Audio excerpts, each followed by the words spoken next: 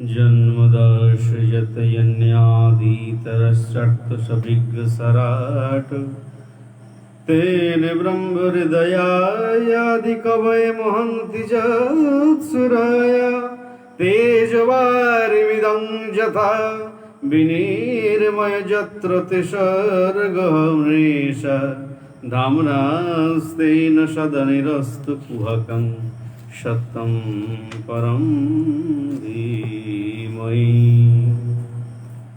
সত্যকে ধ্যান করতে হবে, পরম সত্যকে জানতে হবে। মিথ্যাকে ধ্যান করেই কথা বলেনি, কারণ জীবনের একমাত্র সত্য বস্তুকে লাভ করাই মানব জীবনের পরম উদ্দেশ্য। ওই জন্যে আমরা সেই বহু জীব পরব্রহ্ম মধ্যে পরমেশ্বরের আমরা সবাই ধ্যান করব, এটি আমাদের নিত্য কর্তব্য। তিনি সত্য এবং নিত্য, এইটাই তার মুখ্য লক্ষণ। তিনি মায়াতীত এবং বিশ্বের সৃষ্টি স্থিতি এবং প্রলয় তার গৌণ লক্ষণ। তিনি সবই নিজ ইচ্ছায় সংঘটিত করেন। এই প্রকার ত্রিগুণময়ী জগৎকে তিনি পরিচালিত করেন। তিনি বৈয়াসকি পরম্পরাতে ব্রহ্মা হইতে নারদ ব্যাস, সেই প্রকারে ভগবত পরম্পরাতে তিনি স্বয়ং ভগবানের ইচ্ছাতেই এই ভাগবত ধর্ম পৃথিবীতে নেমে এসেছিল। মানব জীবনের ঐকান্তিক শ্রেয়স এবং পরম কল্যাণের কথা জানবার দরকার আছে, যার দ্বারা বুদ্ধি সুপ্রসন্ন হয়ে সর্বশাস্ত্রের সার কথা আমরা বুঝতে পারি এবং ভগবান বাসুদেব এর যে তার উদ্দেশ্য সে সম্পর্কে আমাদের জানা একান্ত কর্তব্য। তাছাড়া তিনি যে অনন্ত লীলা আদি করেছেন সেগুলো আমাদের জানা একান্ত কর্তব্য, যার দ্বারা বুদ্ধি প্রসন্ন হয় এবং ভগবান শ্রীহরি যে অনন্ত অবতার গ্রহণ করে এই জগৎ জীবকে তারণের জন্য তিনি বারবার আবির্ভূত হয়েছিলেন, সে সমস্ত কথা যারা ভক্ত হয় তাদেরকে শ্রবণ করতে হয়। আর কি না, ভগবান শ্রীকৃষ্ণ অপ্রকটে যখন ভগবান শ্রীকৃষ্ণ তিনি গোলক ব্রহ্মবৈকুণ্ঠ ধামে চলে গেলেন, তখনই ধর্ম কার আশ্রয়ে থাকে এ সমস্ত কথা আমরা প্রথম ভাগবতের শুরুতে আমরা শ্রবণ করেছি এবং জেনেছি। বুদ্ধি একমাত্র প্রসন্ন হয় ভগবানের কথা শ্রবণ করলে। এতে প্রশ্ন সংহৃষ্ট বিপন্নং রোমহর্ষণি প্রতিপূজ্য বচস্তেষং প্রবুদ্ধং পচক্রমে। কৃষ্ণ বিষয়ক প্রশ্ন দ্বারা মানব জীবের প্রকৃত কল্যাণ হয় এবং অত্যন্ত চঞ্চল যে মন সেটি একবার শান্ত হয়ে যায়, আর অধৈর্য ভগবানের দর্শন মেলে, আর সেই মহান বৈরাগ্য জাগরিত হয়, পরম ধর্ম যাজিত হয়। ধর্ম অর্থ কাম মোক্ষের ঊর্ধ্বে সেই ভগবত ধর্মকে আমরা যদি যাজন করি, তাহলে সচিদানন্দময় ভগবত বিগ্রহে আমরা সে বিগ্রহকে লাভ করতে পারি, তার সেবা সুখ লাভ করতে পারি। সেই নিত্যকাল ভগবানের কথা শ্রবণীয়, কীর্তনীয়, বন্দনীয়, ধেয় এবং পূজ্য, অনুশীলনের যোগ্য এবং বিশেষ রূপে প্রত্যেকটি জীবকে অনুশীলন করা দরকার। ভাগবতী একমাত্র সেই বস্তু যার দ্বারা জীব সত্য, রজতম ইত্যাদি গুণত্রয়কে পরিত্যাগ করে সম্পূর্ণরূপে সত্য স্থিতি লাভ করতে পারে এবং মানব জীবনের সর্বশ্রেষ্ঠ কেন না সদ্গুণী, সেই সদ্গুণের দ্বারাই ভগবত দর্শন হয়। কোনো অসৎ গুণের দ্বারা ভগবত দর্শন হয় না। অসৎগুণ এর দ্বারা আরো মানব জীবন নিম্ন দিকে ধাবিত হয়। ওই জন্য সদ্গুরু সৎ উপদেশ করেন, যার দ্বারা চিত্ত প্রসন্নিত হয়। আর কি হয়, প্রথমে সৃষ্টির প্রথম দিকে একাদশ ইন্দ্রিয়, পঞ্চমহাভূত এবং তার ষোড়শ অংশযুক্ত প্রথম পুরুষ আবির্ভূত হয়েছিল এবং তিনি হিরণ্যগর্ভ রূপে যোগ নিদ্রা অবলম্বন করে গর্ভবাড়িতে স্মরণ করলে যখন তিনি শয়ন করেছিলেন, তার নাভিবদ্ধ থেকে ব্রহ্মা জন্ম নিয়ে তার অববাহী সংস্থানে বিরাট বিশ্ব কল্পিত, তিনি শুদ্ধ সত্য। তার এই যে বিশ্বরূপ অসংখ্য পদ, অসংখ্য উরু, অসংখ্য মুখ, শির, কর্ণ, নেত্র, নাসামূলি এবং অম্বর সুশোভিত দিব্য চক্ষু দ্বারা তাকে দেখা যায়, এমনি এমনি দেখা যায় না। এই বিশ্বরূপী বিবিধ অবতারের লয় এবং উদ্ভব ক্ষেত্র। তার অসংখ্য ব্রহ্মা এবং তদংশ তার, যেমন প্রজাপতি, কলা প্রভৃতি হতে দেবর্ষি, স্বর্গ ইত্যাদি সৃষ্টি হয়েছে। তিনি চতুর্শনাদি কুমার, বরাহ, নারদ এবং নরনারায়ণ, ঋষি, কপিল, দত্তাত্রেয়, যজ্ঞ, ঋষভ, পৃথু, মৎস্য, কুর্ম, ধন্বন্তরী, মোহিনী, নৃসিংহ, বামন এবং পরশুরাম, বেদব্যাস, বামন, রামকৃষ্ণ, বুদ্ধ এবং কল্কি রূপে অবতীর্ণ হন। এই প্রকার শ্রীকৃষ্ণ এইরূপে অসংখ্য অবতার গ্রহণ করে মহাতেজা ঋষিগণ, মনুগণ, দেবগণ, মানবগণ, প্রজাপতিগণ সকলেই তার অংশ, বিভিন্ন অংশে বিভক্ত। বিষ্ণু এই অবতারগণ পশুর নিপীড়িত লোকসমূহকে সুখ বিধান করেছিলেন। শ্রীকৃষ্ণ স্বয়ং ভগবান এবং তার রূপ প্রকৃত নয়, পরন্তু সচিদানন্দময়। ভগবান শ্রীকৃষ্ণ সচ্চিদ আনন্দযুক্ত, এই প্রকার আমাদের বিশ্বাস থাকা দরকার। বিশ্বাসে মিলায় বস্তু, তর্কে বহুদূর। এখন মহর্ষি বেদব্যাস বহু তপস্যা অনুষ্ঠান করেছিল, কিন্তু তার চিত্ত কখনো প্রসন্নতা প্রাপ্ত হচ্ছিল না, কারণ তিনি ভগবানের গুণকীর্তন করেননি এবং আরও অন্যান্য দেবদেবীর পূজা অর্চনে উৎসাহী করার জন্যে এর প্রতি, এই কার্যের জন্য তার অপরাধ হয়েছিল। কেননা মানুষ এই সমস্ত পাপ কর্মে লিপ্ত হয়ে গিয়ে আরও বেশি বেশি পশু বধ করতে লাগলো এবং তার ফলে আরও ইন্দ্রিয় তারা বল বৃদ্ধি হতে লাগলো এবং সত্য ধর্ম থেকে জীব ধীরে ধীরে পিছিয়ে থাকতে লাগছে। সেটি তার নিজস্ব কোনো অনুভব ছিল না। তার জন্যে তিনি অনন্ত, যেমন পুরাণ, ইতিহাস, পঞ্চম বেদ, অবশেষে পঞ্চম বেদেই ভাগবতকে তিনি প্রণয়ন করেছিলেন। এই প্রকার তিনি মনক্ষিন্ন অবস্থায় মনে শান্তি কখনো পাচ্ছিলেন না।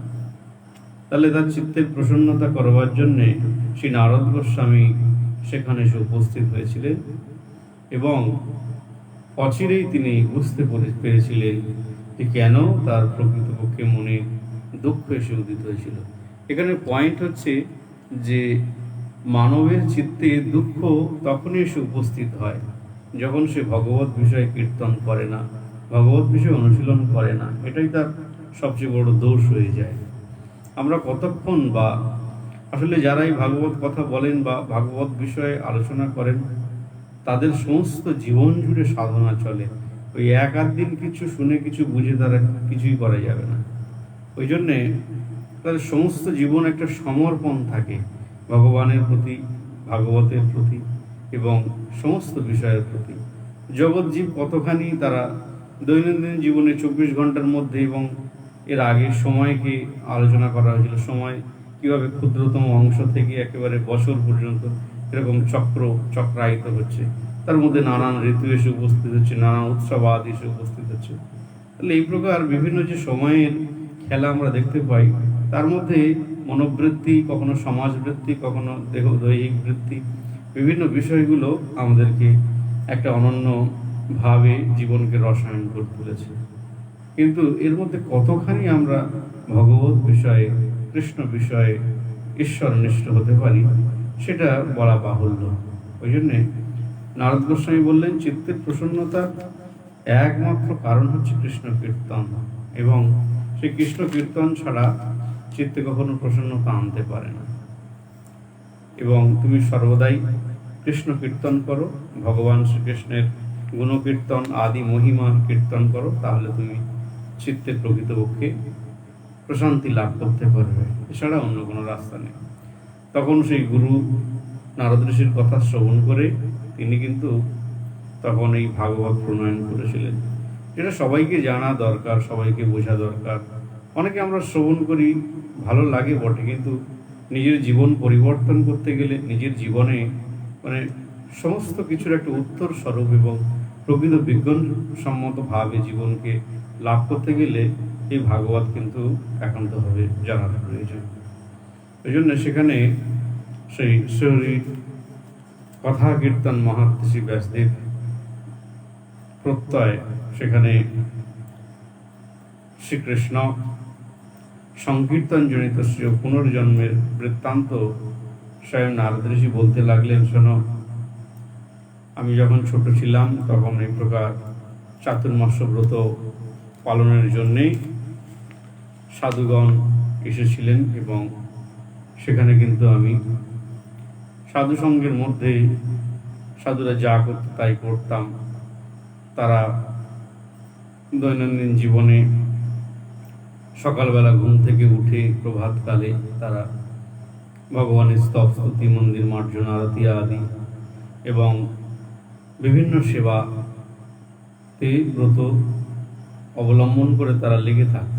তার প্রভাবে চিত্ত একটা ভগবত বিষয়ের মধ্যে সর্বদাই সেখানে নিয়োজিত থাকত। তার প্রভাবে কিন্তু ধীরে ধীরে জীবন পরিবর্তন হয়ে যায়, চেতনা জাগরিত হয়ে যায়, ইন্দ্রিয়গণ বিষয় থেকে দূরে সরে এসে ভগবত বিষয়ে সমর্পিত হয়ে যায়। তাহলে তখন ধীরে ধীরে তার অন্তর্জগতের যাত্রা শুরু হয়ে যায়। যতক্ষণ না অন্তর্জগতের যাত্রা শুরু হয় ততক্ষণ পর্যন্ত জীব বহির্জগতে থাকে, বহির্জগতের জ্ঞান গ্রহণ করে, নানান আলোচনা, নানান বিষয়, বিভিন্ন তথ্যকে তারা অবলম্বন করে, আজকে ঘোড়াছুট হয়েছিল, কালকের অমুক হয়েছিল, গাজনটা ভালো হয়নি, বড্ড নোংরা নোংরা কথা বলেছে, এইসব নানান বিষয় শ্রবণ কীর্তন, বিভিন্ন রকম তাদের আলাপ আলোচনা, এইভাবে জীবন যায়। কিন্তু যখন জীবের এই সমস্ত বাদ দিয়ে সাধু সঙ্গের প্রভাবে, মানে কোনো সাধুর কাছ থেকে হরিকথা শ্রবণ করেছে বা এরকম কোনো মঠ মন্দিরে গিয়ে একটা সত্য স্মৃতি তার হৃদয়কে একটা সাড়া দিয়েছে, তার প্রভাবে তার অন্তর্জগতের যাত্রা শুরু হয়ে গিয়েছে। দেখছি হায়, এই তো বাইরের জগতে যা কিছু দেখছি অন্তর্জগৎ থেকেই তো পরিচালিত হচ্ছে। এবং সমস্ত শাস্ত্র আদি যখন পঠন পাঠন এবং অধ্যয়ন অনুভব তিনি করছেন, তখন বুঝতে পারছেন যে সত্যিকারের যে অন্তর্জগতে কি লীলা চলে, সেগুলো যখন হরিনাম আদি এই সমস্ত স্থিরভাবে বসে চিত্তকে মন্থন করা হয়, তখন দেহ আলাদা, মন আলাদা, শরীর আলাদা, জগৎ আলাদা, এবং আমার সঙ্গে জগতের কী সম্বন্ধ, দৈনন্দিন জীবনে আমার কি করা কর্তব্য এবং আমার জীবনের অন্তিম গতি কী হবে, এবং তামাম অনন্ত বিষয় সে সঠিকভাবে জানতে শেখে। তখন সে নিজে নিজেই চলতে শুরু করে, তাকে আর বলতে হয় না। এই প্রকার নারদ ঋষি তিনি বালক হেতু যা যা সাধুরা বলতো সেই সব কার্য তিনি করতেন এবং তিনি একেবারে মুগ্ধ হয়ে সত্য ভক্তি যোগ দ্বারা ভগবানের আরাধনা করলেন। এবং তার প্রভাবে যখন তারা চলে গেলেন, সেই সময় গুহ্য গোপন কথা আদি সেগুলো বলে দিলেন, উপদেশ করলেন, শোনো, মানব জীবন আর কিছু না, তুমি সমস্ত জীবন জুড়ে সাধন করো এবং ভগবানের ভজন করো, তার প্রভাবে তুমি প্রকৃত সত্যকে জানতে পারবে, বুঝতে পারবে এবং তুমি প্রকৃতপক্ষে শান্তি লাভ করবে, প্রশান্তি লাভ করবে। এই প্রকার সাধুদের কথা শ্রবণ করে তখন নারদ ঋষি, তার একমাত্র অবলম্বন মা ছিল, ভগবান যেন তাকে কৃপা করলেন। তিনি দুগ্ধ দহন যখন দহন করতে গেলেন তখন সর্পাঘাতে মৃত্যু হলো। তার প্রভাবে নারদ ঋষি বেশি না ক্রন্দন করে সৎকর্ম অবলম্বন করে তিনি সমাপনপূর্বক চলে গেলেন এবং জঙ্গলের মধ্যে গিয়ে গ্রাম শহর সব কিছুকে অতিক্রান্ত করে চলে গিয়ে তখন ধ্যানস্থ হলেন। আর্নিক আদি সেরে ভগবান হৃদয় দর্শন দিয়ে বললেন যে তুমি প্রকৃতপক্ষে এই শরীরে আর দর্শন পাবে না। এই প্রকার যদি অনুশীলন করো শ্রদ্ধায় এবং হরিনাম আদি করো, তাহলে তুমি অবশ্যই দেখতে পাবে আমাকে, তবে দিব্য দেহ লাভ হবে যখন তখন, এই দেহে আর না। এই প্রকার নারদ ঋষি চিন্তা করলেন, তখন তিনি এই দেহ ত্যাগ হওয়ার আগ পর্যন্ত তিনি নাম সংকীর্তন করতে লাগলেন, সমস্ত তীর্থে তীর্থে গমন করলেন। এগুলো অনেক ওপরের কথা, খুব সহজ বলে মনে হলেও কেন, যখন জগৎজীবকে আদৌ শ্রদ্ধা তৎসাধু সঙ্গ এই প্রকার ভজন ক্রিয়া, যখন জীবের প্রথমে শ্রদ্ধা উৎপন্ন হয় একটু একটু কথা শুনতে শুনতে, তারপর ধীরে ধীরে তার মধ্যে ভজনের বিভিন্ন কাজ শুরু হয়ে যায়, বিভিন্ন বিষয়ে সে কাজ করতে শুরু করে, তখন ধীরে ধীরে শ্রদ্ধা উৎপন্ন হলে শ্রদ্ধাবান লভতে জ্ঞানম জ্ঞানম জ্ঞানিনম তত্ত্বদর্শিনম, এইভাবে যখন তার মধ্যে শ্রদ্ধা এসে উদিত হয়, তখন তিনি প্রকৃতপক্ষে ভগবত ভক্তিকে লাভ করতে পারে এবং ভক্তি রাজ্যে তার গমন হয়, ভক্তি রাজ্যে তার অধিকার উৎপন্ন হয়। অন্য কোনোভাবে কিন্তু সেটা সম্ভব হয় না। ওই জন্যে এটা আমাদের বিশেষ রূপে চিন্তা করতে হবে। তো নারদ ঋষি এইরকম সমস্ত তীর্থ ভ্রমণ করে যখন বিদ্যুৎ ঝলকের মতো মৃত্যু এসে উপস্থিত হয়েছিল, তখন তিনি এই পাঞ্চভৌতিক দেহ ত্যাগ করে চিন্ময় দিব্য দেহ লাভ করে তিনি চার্যুগ অমর, এখনো পর্যন্ত তিনি সমস্ত জগৎজীবকে ভগবত ভক্তির উপদেশ করেন এবং ভগবত বিষয়ে শ্রবণ করা। এই প্রকার সুত গোস্বামী পাদ বলছেন যে পাণ্ডবগণের গঙ্গাজলে স্নান এবং মৃত জ্ঞাতিবর্গের উদ্দেশ্যে জলদান কার্যাদি সমাপ্ত হলে শ্রীকৃষ্ণ সকলের সান্ত্বনা করলেন। এরূপে তিনি কিন্তু রাজ্যের শত্রু নাশপূর্বক তার দ্বারা তিনি অশ্বমেধ যজ্ঞ অনুষ্ঠান করে তার খ্যাতি বিস্তৃত হলেন, বিস্তার লাভ করল। পরে দ্বারকা গমন অভিলাষী হয়ে যখন শ্রীকৃষ্ণ তিনি অভিনন্দন এবং প্রত্যভিনন্দিত করে তিনি গমন করতে যাবেন, উপক্রম করলেন, তখন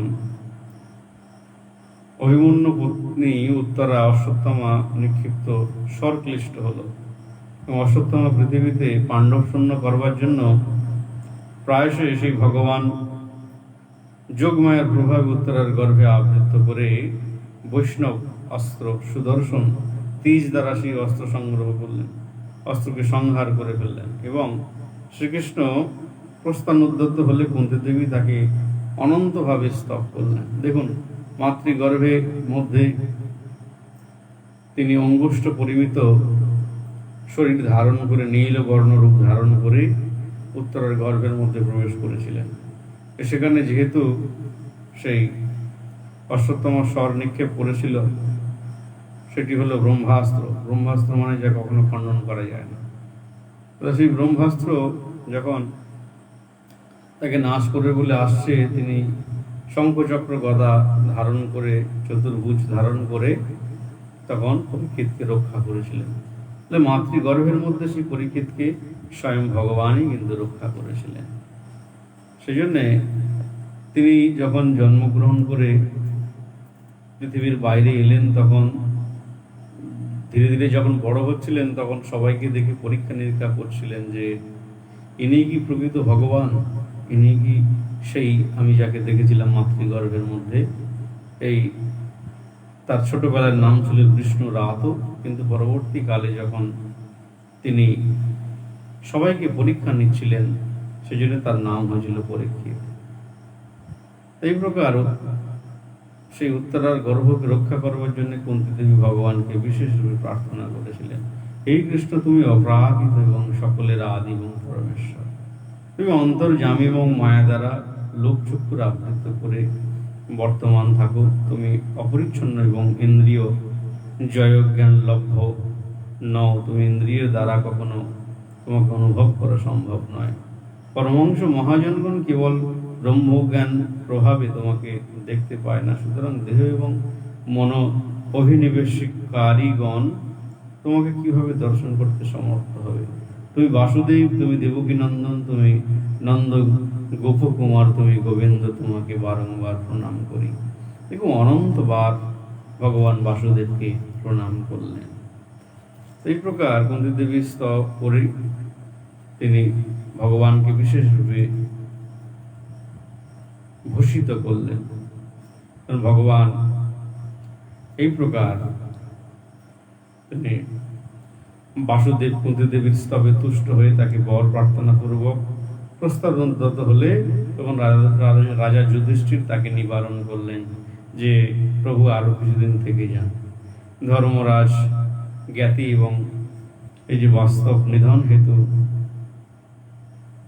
নিতান্ত শোক পরবশ হওয়ার পরম জ্ঞানী ব্যাস এবং শ্রীকৃষ্ণ তাকে বিবিধ আখ্যার দ্বারা প্রবোধিত করলেন। তিনি সান্ত্বনা না পেয়ে আমি মহাপাপ করেছি, কোনো পুণ্যকর্ম বা ধর্মক্রিয়া দ্বারাই আমার এই জ্ঞাতি বধজনিত পাপ দূর হবে এবং এই যে পঙ্ক দ্বারা পঙ্কিল জল অথবা সুরা দ্বারা সুরাঘটিত অসুচিতা যেমন দূর হয় না, তদ্রূপ অশ্বমেধ আদি বৃহৎ এই ক্ষুদ্র কর্মকাণ্ডের কোনো ক্রিয়া দ্বারাই কোনো পাপ দূরীভূত হয় না বলে তিনি বিলাপ করলেন। ভগবানকে বললেন, শোনো, এই যে যদি মদ দ্বারা মদকে যদি আমি শুদ্ধ করি তাহলে শুদ্ধ হয় না, আর কাজ দ্বারা আমি যদি কাজকে শুদ্ধ করতে চাই তাহলেও হয় না।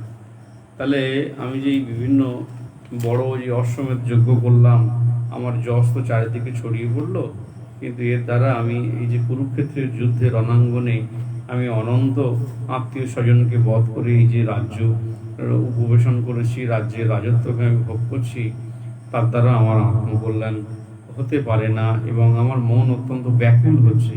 হে কৃষ্ণ, তুমি কোনো উপায় বলো, কিসের দ্বারা আমার মঙ্গল হবে এবং আমি কি করলে শান্তি লাভ করবো। এতে ভীত প্রজদ্রহত সর্বধর্ম বিবিৎসায়া ততো বিনাশানং প্রাগদ যত্র দেবব্রত কথ্যাৎ। তখন যুধিষ্ঠির বললেন, সেই সরসজ্জায় ভীষ্মদেবের কাছে আমি যাব। এই প্রকার সেই ব্যাস, সুখ প্রমুখ বহু মহর্ষি, দেবর্ষি এবং ব্রহ্মর্ষি সেখানে আগমন করলেন এবং ধর্মযজ্ঞ ভীম সকলের সহিত শ্রীকৃষ্ণকে যথাবিধি পূজা করে বলতে লাগলেন, হে পাণ্ডবগণ, তোমাদের শ্রীকৃষ্ণ সহায় থাকতে কেন এত বিষাদ? দেখো, জগতের জীব সবাই ভগবান শ্রীকৃষ্ণকে লাভ করতে চায়, জগতের জীব সবাই ভগবান শ্রীকৃষ্ণকে পেতে চায়, কিন্তু তোমাদের সঙ্গে সর্বদাই তোমাদের আত্মীয়দের মতো শ্রীকৃষ্ণ সর্বদাই আছেন, থাকেন, কিন্তু তবুও কিন্তু তোমরা দেখো যে এত দুঃখী, তোমাদের সংশয় কেন?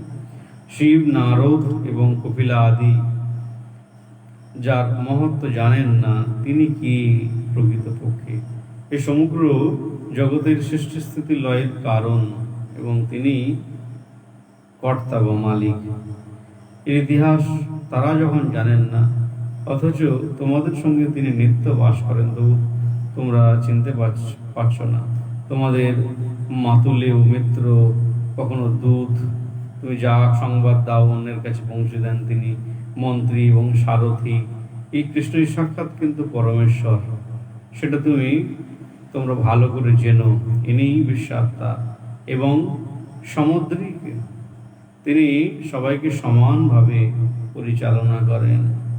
অদ্বয় জ্ঞান, যার মধ্যে কোনো রকম দ্বিবিধ নেই এবং রাগ অহংকার আদি হীন এবং আর কি না বৈষম্যহীন, এর প্রতি অন্যায় অবিচার করবেন এরকম কোনো বিষয় নেই, তিনি সর্বদাই সমানভাবে বিচার করেন। ভক্ত বৎসল্য হেতুই আমাকে দর্শন দান করলেন, কারণ সরসজ্জায় তিনি তো পড়ে রয়েছেন।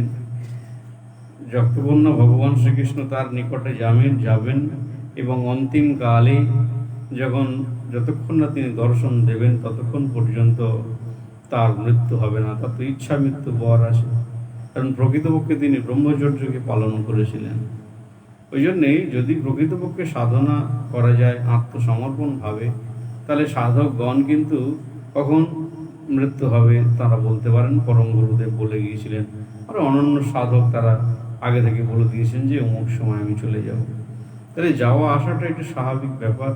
তিনি মানে পরমেশ্বর, তিনি পরমাত্মার স্বরূপ, জীবাত্মার রূপে এই দেহের মধ্যে অবস্থান করেন। দেহের সঙ্গে তার কোনো সম্বন্ধ নেই, কারণ জীবাত্মা দেহের সঙ্গে কোনো সম্বন্ধ নেই। ওই জন্য সময়ের সাপেক্ষে এই শরীর ব্যবহৃত হয়ে গেলে সে ধীরে ধীরে শিথিল হয়ে পড়ে এবং ইন্দ্রিয়গণ কাজ করতে তখন অস্বীকার করে, তারা আর করে না। ধীরে ধীরে ধীরে ধীরে তাদের কর্মক্ষমতা নষ্ট হয়ে যায়, বৃদ্ধের দশায় এসে উপস্থিত হয়ে যায়। আর এই দীর্ঘ জীবনের মধ্যে যদি সে দিব্য জ্ঞান লাভ করে, পরম জ্ঞান লাভ করতে পারে, তাহলে প্রকৃতপক্ষে সে লাভবান এবং প্রকৃতপক্ষে সে তার এই দেহ লাভ করবার উদ্দেশ্য সাধন করেছে। এটা হলো বুদ্ধিমানের কাজ। কারণ অনন্ত বিষয় এইভাবে অল্প সময়ের মধ্যে ইন্ডিকেট করতে গেলে এইভাবেই বলতে হবে, এর থেকে বেশি কিছু ভেঙে চুরে বলা যায় না। ওই জন্যে প্রকৃত মানব জীবন একটা চাবি স্বরূপ, যে আমি যদি আত্মা হই, সত্যি তো এই খাচ্ছি দাচ্ছি শরীরটা মোটা হয়ে যাচ্ছে।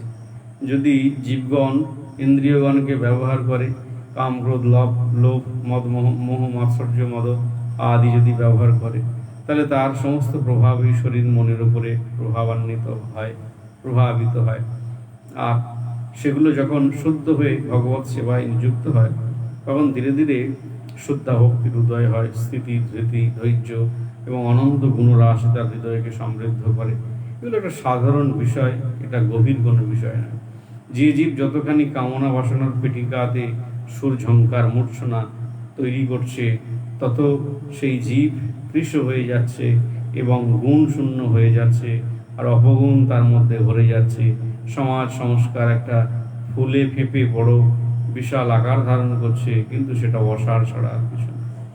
ওই জন্যে এগুলো হচ্ছে অন্তর্দৃষ্টি, সেগুলো জানলে, বুঝলে, অনুভব করলে তবে জীব প্রকৃতপক্ষে তার পরম কল্যাণের পথকে জানতে পারবে। তো সেই জন্য ভক্তিপূর্বক যে মনোনিবিষ্ট এবং কীর্তন করলে এই শুদ্ধ ভক্তি একমাত্র কর্মবন্ধন থেকে মুক্তি দিতে পারে, অন্য কেউ পারে না। এবং এই দেহত্যাগকালে অন্তর্যামী ইনি কৃপাপূর্বক ভগবান শ্রীকৃষ্ণ সরসজ্জায় শায়িত ভীষ্মদেবের কাছে এসে উপস্থিত হয়েছিলেন। তিনি মনে মনে প্রার্থনা করেছিলেন যে, হে কৃষ্ণ, যদি জীবন অন্তিম কালে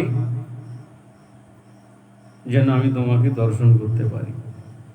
জীবন অন্তিম কালে জীবন নদীর কূলে দেখা দিও করুণা হরি, দেখা দিও করুণা হরি, মিনতি শুনো শ্রীহরি।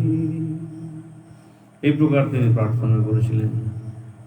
অনন্তর সেই যুধিষ্ঠির ভীষ্মকে বিবিধ বিষয়ে জিজ্ঞাসা করলেন এবং ভীষ্ম প্রথমে তাকে বর্ণাশ্রম ধর্মের যে প্রবৃত্তি এবং নিবৃত্তিমূলক কর্ম, এই দান ধর্ম, রাজধর্ম, মুখ্য ধর্ম এবং স্ত্রী ধর্ম নানাধিক সংক্ষেপে সবই কিছু বিস্তারিতভাবে তিনি ব্যাখ্যা করলেন। দান করলে কি হয়? সে দান করলে কিছু পুণ্য অর্জন হয়, আবার পুণ্যের ফলে কিছু স্বর্গ লাভ হয়, আবার তাকে ফিরে আসতে হয়। আর কি নিবৃত্তি ধর্ম? কি এই সাধুগণ যারা সংসারাদি করেন, এটা নিবৃত্তি ধর্ম, এবং তার মধ্যে দিয়ে ইন্দ্রিয়গণ তথা নিজের ইচ্ছা অনিচ্ছা সবকিছু কৃষ্ণচরণে সমর্পিত হয়, তাকে আর পুনরায় জন্মগ্রহণ করতে হয় না, ভগবানের রাজ্যে তিনি চলে যান। আর প্রবৃত্তির ধর্ম, সেখানে আরও বাল বাচ্চা আদি বাড়বে, স্ত্রী পুত্র আদি এবং অনন্ত কুটুম্ব এই জগতের জালে সে জড়িয়ে যাবে। আবার বেশ কিছুদিন সময় লাগবে, যতক্ষণ না পর্যন্ত তার সাধুসঙ্গ হবে, শুদ্ধা ভক্তি হবে, ততক্ষণ পর্যন্ত সে নিস্তার লাভ করতে পারবে না। এটা বিজ্ঞানসম্মত প্রমাণ। ওই জন্যে আর কি না, দান ধর্ম, দান করলে কিছু পুণ্য অর্জন হয়। রাজধর্ম, সবাইকে সমান রূপে দেখা, সমস্ত বর্ণ ধর্ম, স্ত্রীকে রক্ষা করা, শিশুকে রক্ষা করা, বৃদ্ধকে দান করা এবং অসহায়কে সাহায্য করা, এই সমস্ত মর্যাদা রক্ষা, এগুলো রাজধর্ম। আর মুখ্য ধর্ম কি? যেখান থেকে মুক্তি লাভ হয়ে যায়। যতক্ষণ জীবের এই সমস্ত বিভিন্ন কর্মবন্ধন থাকে, সেই কর্মের দ্বারা, শুভ অশুভ কর্মের ফলের দ্বারা যখন ব্রহ্মজ্যোতির ধ্যান করে, তখন সে মোক্ষ, এই দেহ থেকে সে মুক্তি লাভ করে। মুক্তি লাভ করলে বিরজার পরপারে সে মুক্তি মার্গে গিয়ে উপস্থিত হয়। সেখানে সেই পুণ্যে পুনরায় মর্তধামে পশ্যন্তি, এই প্রকার আবার সে মর্তলোকে ফিরে আসে। যতক্ষণ না তার সদ্গুরু চরণাশ্রিত হয়ে সে শুদ্ধা ভক্তি লাভ করে, ততক্ষণ পর্যন্ত এই বিশ্বে কোথাও পার্মানেন্ট স্থিতি নেই, কোনো নির্দিষ্ট জায়গা নেই। এখানে ভূত প্রেত পিশাচ শাকিনী ডকিনী জাগিনী যোগিনী সবাইয়ের জন্য একই নিয়ম, অন্য কোনো নিয়ম নেই। তারা সর্বদাই ঘুরছে। স্থূল এবং সূক্ষ্মরূপী যারা মাতৃগর্ভকে এখনো আশ্রয় করেনি তারাও চিন্তা করছে কোন মাতৃগর্ভকে আশ্রয় করলে আমি আবার সাধন ভজন করতে পারবো। এই প্রকার শুদ্ধ চিন্তনের দ্বারা তারা আবার দেহ লাভ করে, কিন্তু যখন দেহ লাভ করে তখন সে ত্রিগুণময়ী মায়ার প্রভাবে তার সত্যস্থিতি ভুলে যায়। তখন আমি কি করতে এসেছি আর কোথায় সময় নষ্ট করছি এটা ভুলে যায়। যখন এই ভগবত বিষয়ের সঙ্গে সে সংযুক্তি লাভ করে তখন ধীরে ধীরে তার আত্মস্থিতি লাভ হয়।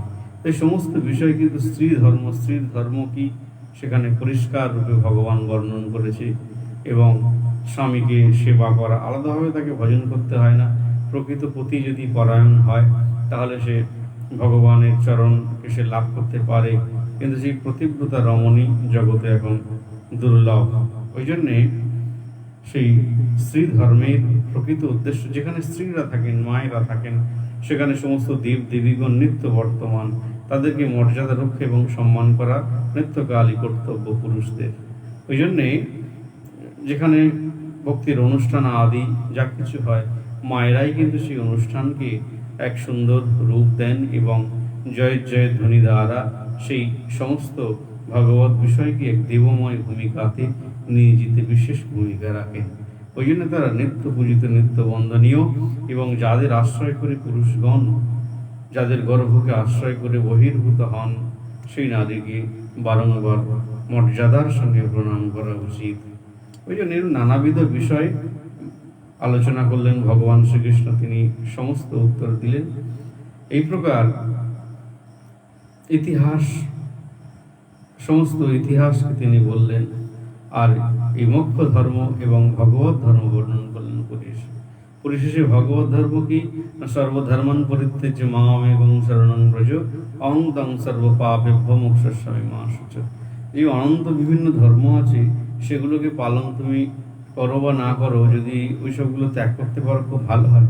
তাহলে যদি তুমি সব কিছু আমার ওপর ছেড়ে দাও যে আমি যা করবো তাই হবে, এটা যদি তুমি চিন্তা করো তাহলে আর তোমার কোনো চিন্তা নেই।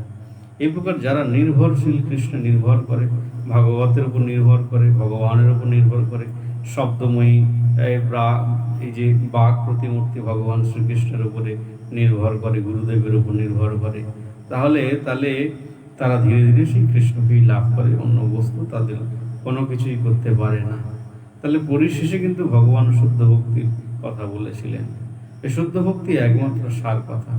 সেই জন্যে উত্তরায়ণ কাল যখন উপস্থিত হলো তখন দেবগণের ইচ্ছায় তখন শ্রীকৃষ্ণ ধ্যান করতে স্তব করতে লাগলেন শ্রীকৃষ্ণকে, এবং শ্রীকৃষ্ণকে চিত্তে সমর্পণ করলেন। এবং তার বপু এবং শরীর তমাল কান্তি বসন বালক সদৃশ্য এবং পীত বর্ণ, সে মুখপদ্ম এবং অলকাবৃত হতে নির্গত রতি, বিরাট সেই জ্যোতি প্রতি আমার জন্য রতি হোক, এই প্রকার তিনি প্রার্থনা করলেন। তিনি যুদ্ধ প্রারম্ভ এবং বিষাদগ্রস্ত অর্জুনকে আত্মবিদ্যা উপদেশ করেছিলেন এবং যার স্মরণে আমার অনন্তকালে যেন স্থান হোক, এই পরম প্রেম ভরে বিবিধ বিলাস দ্বারা গোপবধূগণের যে মান বৃদ্ধি করলে।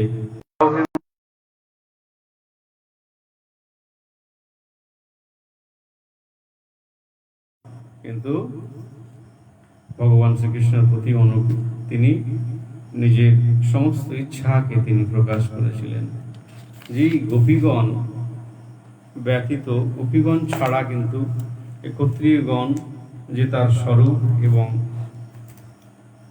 এগুলো কেউ আর জানতে পারে না যদি সমর্পিত না হয়। যেমন এক সূর্য প্রত্যেক দৃষ্টিতে অনেক রূপে প্রকাশিত হয়, সেই রকম ইনিও প্রাণীগণের হৃদয়ে অধিষ্ঠিত থেকে অধিষ্ঠান ভেদে বহু রূপে প্রতীয়মান হয়। ওই জন্যে তার দর্শনে বুদ্ধি প্রসন্ন হয়, বুদ্ধি শুদ্ধ হয়ে যায়। এবং এই প্রকার শ্রীকৃষ্ণের মৌন বাক্য দৃষ্টি দ্বারা আত্মনিবিষ্ট করে ভীষ্ম দেহত্যাগ করলে স্বর্গে বাদ্য এবং পুষ্পবৃষ্টি হতে লাগলো। এবং পরে ভীষ্মের যে দেহ কর্ম সমাপ্ত হলে মণিগণ শ্রীকৃষ্ণের রূঢ় নাম সংকীর্তন করতে করতে নিজেদের স্থানে প্রস্থান করলেন। এই প্রকার সেই হস্তিনাপুরে প্রত্যাগমন পূর্বক ধৃতরাষ্ট্র গান্ধারী সন্তানে তিনি সান্ত্বনা দিলেন এবং শ্রীকৃষ্ণের অনুমোদন ক্রমে রাজ্য শাসন করতে লাগলেন। রাজা পরীক্ষিত কিন্তু তার মনের মধ্যে এখানে একটা জিনিস খুব স্পষ্ট আমরা এখান থেকে বুঝতে পারি যে প্রকৃতপক্ষে যখন একটা সাপেক্ষ আমরা দেখতে পাই, ভগবান শ্রীকৃষ্ণ সঙ্গে রয়েছেন, তবু তাই তার মধ্যে মনের মধ্যে বিভিন্ন সংশয় এসে উপস্থিত হচ্ছে। তো এই জন্য সংশয় আত্মিকা বিনাশাতি, এই সংশয়কে দূরে সরিয়ে দিতে হবে এবং আমি ভগবানকে লাভ করব সেটা স্পষ্ট হতে হবে। ওই জন্যে শাস্ত্রে বলেছেন অত্যাসরিকতস্পৃধ আততায়ন যুধিষ্ঠির ধর্ম ভৃত্যং বরিষ্ঠঃ সহানুজ প্রত্যবরুদ্ধ ভজনং কথং ব্রভ্রেত কিম করশেতঃ। এখানে ধর্মরাজ্যের অভিষিক্ত হয়ে যে কার্য অনন্ত সাধন করেছিলেন, দেখো এখানে সুত গোস্বামী বলছেন মহারাজ যুধিষ্ঠির শ্রীকৃষ্ণের সহায়তায় সেই রাজ্য লাভ করে শশাকরা পৃথিবী শাসন করলেন এবং প্রজাগণ পরম সুখে সেখানে নিবাস করতে লাগল। এবং পরে কয়েক মাস হস্তিনাপুরে বাস করে শ্রী ভগবান শ্রীকৃষ্ণ প্রত্যেককে অভিনন্দিত করে প্রত্যভিনন্দিত হয়ে রথে আরোহণ করে তিনি সকলকে সেই বিরহ বেদনা কাতর হতে দেখলেন এবং অর্জুন তার মস্তকে শ্বেত বর্ণ ছত্র উদ্ধব সত্যকী এবং চামর ব্যজন করতে লাগলেন। তাকে দেখে কুল নারীগণ পরস্পরকে বলতে লাগলেন, সখী, ইনি সাক্ষাৎ ঈশ্বর, জগৎ সৃষ্টির পূর্বে যিনি ছিলেন, ইনি সেই পুরাতন পুরুষ, এই বেদ বেত্তা এবং বেদ কর্তা ভগবান এই বদ্ধ জীবের নাম এবং রূপাদি সৃষ্টি করেছিলেন। এবং এই যে ভক্তি বলেই এর স্বরূপ জানা যায়, পণ্ডিতগণ এর এই মহাত্ম কীর্তন করেন। ইনি বিশ্বের সৃষ্টির লয় এবং পালন সংহার করেও তার কোনো আসক্তি নেই। যুগে যুগে রাজাগণ যখন অধর্ম দ্বারা জীবন অতিবাহিত করতে থাকে, তখনই ভগবান বিবিধ অবতার ধারণ করে ইনি যদুকুল এ জন্মগ্রহণ করে তিনি কি করেছিলেন, এই জাত হয়ে মথুরাকে ধন্য করেছিলেন। দ্বারকাপুরীও ধন্য, কেননা উহাকে তার যশ বিস্তার করে স্বর্গের থেকেও অধিক সেখানে যশ বিস্তারিত হয়েছিল। দ্বারকাবাসী প্রজাবর্গ তাকে নিত্য দর্শন ধ্যান করতেন এবং তার ব্রজবাসিনী যে কান্তাগণী ধ্যান আর রুক্মিণী সত্যভামা জাম্বুবতী প্রভৃতি যে ঈশ্বরীগণ স্ব নারী জন্ম সার্থক মনে করতেন। এই ভগবান শ্রীকৃষ্ণ এরকম অনন্ত সুন্দর অনুপম অনন্ত সেই আলাপকারিণী নারীগণকে দৃষ্টি দ্বারা অভিনন্দিত করে চলতে চলতে বহুদূর পর্যন্ত আগত বন্ধুগণকে স্নিগ্ধ বাক্যে বিদায় দিয়ে বহু দেশ দেশান্তর অতিক্রম করে সর্বত্র পূজিত হয়ে সন্ধ্যার প্রাক্কালে দ্বারকাপুরীতে এসে তিনি উপস্থিত হলেন। ভগবান শ্রীকৃষ্ণ এই প্রকারে ফিরে এলেন। অনাত্যান সৌপব্রজ স্মৃত্যান জনপাদন সকায়ন দদ্যোদরবরং তেষং বিশদং সময়ান্নিব। এই প্রকার সুত গোস্বামী তিনি বক্তা এখনো রয়েছেন এবং শ্রীকৃষ্ণ আনর্ত নামক জনপদে উপস্থিত হয়ে তার পঞ্চজন্য শঙ্খ সেখানে ধ্বনিত করলেন এবং প্রজাগণ শ্রীকৃষ্ণের দর্শনার্থ গমন করে সেখানে বহুবিধ স্তুতি দ্বারা আনন্দের দ্বারা সেখানে অভিভূত করতে লাগলেন। শ্রীকৃষ্ণ সেই সকল পৌর জনগণের প্রতি তিনি করুণা করলেন এবং এই সুরক্ষিত সুশোভিত দ্বারকাপুরের মধ্যে প্রবেশ করলেন। দ্বারকাবাসীগণ শ্রীকৃষ্ণের অভ্যর্থনা করে তিনি বহু সজ্জার সহিত অগ্রসর হয়ে শ্রীকৃষ্ণ আচণ্ডালে সকলকেই যথাযথ সম্ভাষণা আদি করলেন এবং অপরূপ রূপশালী শ্রীকৃষ্ণকে দর্শন করে কুলকামিনীগণের নয়ন দ্বারা অশ্রু বিসর্জিত হতে লাগলো। তিনি পিতৃমাতা আদি গুরুবর্গের সহিত সাক্ষাৎ করে শ্রীয় ভবনে প্রবেশ করে বিরহ কাতর এই ষোড়শ মহাসহস্র স্ত্রীগণের বিরহ আসন হতে উত্থিত হয়ে প্রথমে মনে মনে, পরে পুত্রাদির দ্বারা শ্রীকৃষ্ণকে আলিঙ্গন করলেন। যোগমায়ার সহ প্রপঞ্চে অবতীর্ণ স্বয়ং ভগবান শ্রীকৃষ্ণ ওই সকল যে মহিষীগণের সহিত নানাবিধ লীলা বিলাস করতে লাগলেন। লীলা বিলাস অপ্রাকৃত, সুতরাং হেয় ধর্ম বর্জিত। এই ভগবানের লীলা শ্রবণের মধ্যে সমস্ত হেয়তা তুচ্ছতা সবকিছু দূরে সরে যায়। যে সকল ললনাগণের কটাক্ষ কামিনী এবং মহাদেবকেও বিমোহিত করে, তা সেই বিবর্ধক ভগবান শ্রীকৃষ্ণের ক্ষুব্ধ করতে সমর্থ নয়। ওই জন্যে ভগবান শ্রীকৃষ্ণের দর্শন এত সুন্দর, যার দ্বারা সমস্ত সবাই যে যেমনভাবেই তাকে দেখুক না কেন, সবাই কিন্তু মোহিত হয়ে যায়। ওই জন্য প্রাকৃত মনুষ্য নিজ দৃষ্টান্ত দ্বারা এবং নিজ বিদ্যাবুদ্ধি দ্বারা শ্রীকৃষ্ণের চরিত্রকে অনুমান করতে তারা কখনোই পারে না, এবং যা কিছু তারা মনে করেন, চিন্তা করেন, সেগুলো তাদের মূর্খতার পরিচয় হয়ে যায়। কারণ তার ঈশ্বরের ঈশপিতা, যে তিনি প্রকৃত জগতে এসেও প্রকৃতির গুণে লিপ্ত বা অভিনন্দিত হন না। তিনি নিজ গুণে সর্বদাই মোহিত থাকেন এবং মানবের বুদ্ধি ভগবানের আশ্রয় হয় এবং তিনি অধক্ষজ জ্ঞানে তার ধর্ম বুঝতে পারেন। তিনি প্রকৃতপক্ষে তো অধক্ষজ, সেই অধক্ষজ বস্তু কখনো অক্ষজ জ্ঞানের দ্বারা লাভ করা যায় না। এটি প্রকাশিত এবং নিত্যসিদ্ধ। এখন অশ্রদ্ধমা সৃষ্টেন ব্রহ্মশিষ্ণরূতেজসা উত্তরায়াত গর্ভৈষণা জীবিত পুনঃ। সদু গোস্বামী বলতে লাগলেন, শোনক, সত্যকে পরীক্ষিতের জন্মকর্ম এবং যে দেহত্যাগাদির বিষয়ে জানতে প্রশ্ন করলে তখন বলতে লাগলেন যে পরীক্ষিত উত্তরার গর্ভে যে ব্রহ্ম আনলে আক্রান্ত হলে একটি শ্যামবর্ণ অঙ্গুষ্ঠ পরিমিত ব্রহ্মাস্ত্রতে যে প্রশমিত করে দেখতে লাগলেন, ইনি কে? এই প্রকার তিনি সর্বদাই খোঁজ করতে লাগলেন। তাহলে একথা আমরা শ্রবণ করেছি যে বিষ্ণু রাতর রূপে তিনি খ্যাত হন। পরবর্তীকালে যেহেতু তিনি পরীক্ষা নিতেন, সেই জন্য তার নাম হয় পরীক্ষিত। প্রপঞ্চম প্রস্থিতে দ্বারকায়ং জিষ্ণু বন্ধুদীদৃক্ষয়া জাতং চ পুণ্যশ্লোকস্য কৃষ্ণস্য বিচেষ্টিতম ব্যতীতা কতিচিন্ময় সন্তস্তদা নায়ত ততর্জুন দদর্শ ঘোর রূপানি নিমিত্যানি কুরুদহ। শ্রীকৃষ্ণ চরিত্র এবং বন্ধু বান্ধবগণের যে দর্শনার্থ যে অর্জুন দ্বারকায় গমন করলেন এবং 7 মাস অতিবাহিত হয়ে গেল, সেখানে তিনি আসছেন না। সেখানে যখন এরকম একটা অবস্থা সে রূপান্তরিত হলো, এতে অবসরে বহু অমঙ্গল সূচক লক্ষণ দেখা যেতে লাগলো। আকাশ থেকে অগ্নিবৃষ্টি হচ্ছে এবং রাত্রে সূর্য উদয় হচ্ছে। এই সমস্ত কিছু উপদ্রব দেখে তখন যুধিষ্ঠিরের চিত্ত ব্যাকুলিত হয়ে পড়ল। ধর্মরাজ ভীমসেনকে আহ্বান করে অনেক অরিষ্ট এবং উৎপাত সমূহ দেখতে লাগলেন, যে এরকম সমস্ত উৎপাত কেন এসে উপস্থিত হচ্ছে। এমন সময় অর্জুন দ্বারকা হতে প্রত্যাবর্তন করলেন, ফিরে এলেন। তাহলে অর্জুনের মুখে কিন্তু কান্তিহীন, তার মধ্যে ভগবানের সংস্পর্শ থাকলে একটা জ্যোতি থাকে সর্বদাই।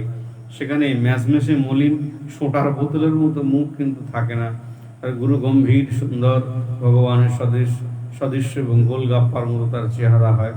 এইরকম তার মধ্যে আর জ্যোতি নেই, কোনো শক্তি নেই, বুদ্ধি নেই, এরকম মলিন বলে মনে হচ্ছে। যুধিষ্ঠির দেখে তখন অবাক হয়ে গেলেন। তাহলে বদন অবনত বীর যারা হয়, তাদের মুখ চোখ এরকম নিচের দিকে থাকে না, তাদের চক্ষু কিন্তু উপরের দিকে থাকে এবং দিব্য এবং বিরাট শক্তির যে আধার সেটি থেকে বোঝা যায়। তাহলে চোখে অশ্রু দেখতে পেয়ে যুধিষ্ঠির ব্যগ্র হয়ে যাদবগণকে শ্রীকৃষ্ণের কুশল এবং এই প্রকার সমস্ত কিছু জানতে চাইলেন। সে আবার কাঁদছে, ক্রন্দন করছে। যুধিষ্ঠিরের চোখে জল, এইটা দেখে তিনি আকুল হয়ে গেলেন। এই প্রকার মেয়মান হয়ে পুনঃ পুনঃ জিজ্ঞাসা করতে লাগলেন, এ বলো ভাই, কি হয়েছে? তুমি কেন কাঁদছো? কি কারণে তুমি এই প্রকার ক্রন্দন করছো? কৃষ্ণ ভালো আছে তো? আর বাদ বাকি যারা, তারা সবাই কুশলে আছে তো? যুধিষ্ঠির কৃষ্ণ অন্তঃপ্রাণ, তখন তিনি বারবার এই বিষয়ে প্রশ্ন করতে লাগলেন। এবং কৃষ্ণ শোকং কৃষ্ণ ভ্রাত্রা রাজা বিকল্পিত নানা শঙ্ক সম্পদং রূপ কৃষ্ণ বিশ্লেষকশ্রিত শোকেন সুষাদন রেত সরজ হত প্রভ বিভূতমেবানধায়ন্না সকত প্রতিভাসিতম।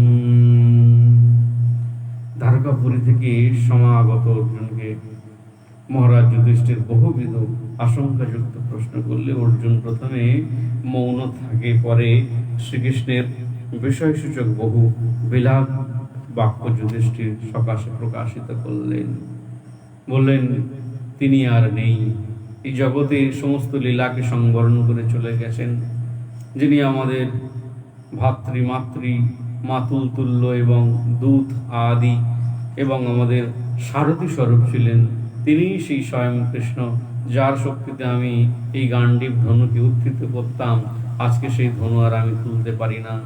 আমার দ্বারা এই জগতে এমন কেউ নেই যে সবাই পরাজিত হয়েছে, এবং আমার মতো বীর এবং যার নাম শ্রবণ করা মাত্র সবাই কম্পিত হতো, আজ সামান্য পশুগণও আমার কথা শুনে তারা ভয়ে ভীত হয় না। এই প্রকার আমি শক্তি বুদ্ধিহীন হয়ে গেছি। শ্রীকৃষ্ণের সখ্য ভাব এবং সারথ্য কার্য সর্বদাই আমার সঙ্গে সখার মতো ব্যবহার করেছে। যেভাবে প্রশ্ন করেছি, যেমনভাবে আমি তার সঙ্গে ব্যবহার করেছি, তিনি সেই প্রকার আমাকে উত্তর প্রদান করেছে। আর কি, তাকে যখন বলেছি তোমাকে সারথি হতে হবে, আমাকে পথ নির্দেশ করতে হবে, ভগবান শ্রীকৃষ্ণ তিনি আমার সঙ্গে সেই সারথির কার্য করেছেন। শ্রীকৃষ্ণের সাহায্যে দ্রৌপদীর লাভ, দ্রৌপদী যে আমাদের কাছে এসেছে শ্রীকৃষ্ণের জন্যই তিনি এসেছেন। আর কি না, ময় দানবের সভার যে প্রাপ্তি হয়েছে, যে আমরা লাভ করেছি, এই বিরাট বড় ময় দানবের যে সভা, বিরাট রাজ্য জঙ্গলের মধ্যে যখন দাবানল তারই কৃপায় সৃষ্টি হয়ে গেছিল, তখন ময় দানব পরাজিত হয়ে গেছিল এবং ভগবানের শ্রীকৃষ্ণের স্বরূপকে দর্শন করে তিনি তার বিরাট প্রাসাদকে দান করেছিলেন। তাহলে দেখুন, এই প্রকার সবই কৃষ্ণের জন্য সংগঠিত হয়েছিল। তাহলে রাজসীয় যজ্ঞে নৃপতিগণ কর্তৃক যে অধীনতা যা কিছু স্বীকার করেছিল, সব কিছু কিন্তু ভগবান শ্রীকৃষ্ণের জন্যে। যে রাজসীয় যজ্ঞে ভগবান শ্রীকৃষ্ণকে ছোট করতে চেয়েছিল, কিন্তু সেই ভগবান শ্রীকৃষ্ণ তিনি সবার উপরে থাকলেন এবং সেই যজ্ঞের অধীশ্বর রূপে পূজিত হয়েছিলেন। এই সমস্ত কিছু সব ভগবান শ্রীকৃষ্ণের জন্যই সংগঠিত হয়েছিল। আর কি না, জরাসন্ধ বধ, এই সন্ধ মানে দুটো দেহকে যুক্ত হয়ে যার শরীর নির্মিত হয়েছিল, সে কথা আপনারা বহুবার শ্রবণ করেছেন। সেই জরাসন্ধ বধ করা সম্ভব হয়েছিল, যার সঙ্গে বিরাট বড় যুদ্ধ হয়েছিল ভীমসেনের সঙ্গে। কিন্তু বহুদিন যুদ্ধের পরে যখন দ্বিধা বিভক্ত করে দিলেন তৃণের মতো, তখন জরাসন্ধ বধ হয়ে গেল, সেটিও ভগবান শ্রীকৃষ্ণের ইশারাতে। আর কি, দুঃশাসন প্রভৃতি এই ধাতরাষ্ট্রগণের প্রতিশোধ প্রদান প্রভৃতি শ্রীকৃষ্ণের উদারতা ছাড়াই কখনো সম্ভব হতো না। উভয় একসঙ্গে শয়ন, ভোজন এবং পরিবেশনে এই অশ্বত্থামা প্রভৃতির স্মরণ করে অর্জুন বহু বিলাপ করতে লাগলেন, ক্রন্দন করতে লাগলেন। শ্রীকৃষ্ণ বিরহী মহা ধনুর্ধর অর্জুনের বিলাপ প্রভৃতি বিষয়ে অর্জুন মহারাজ যুধিষ্ঠিরের কাছে তিনি বললেন।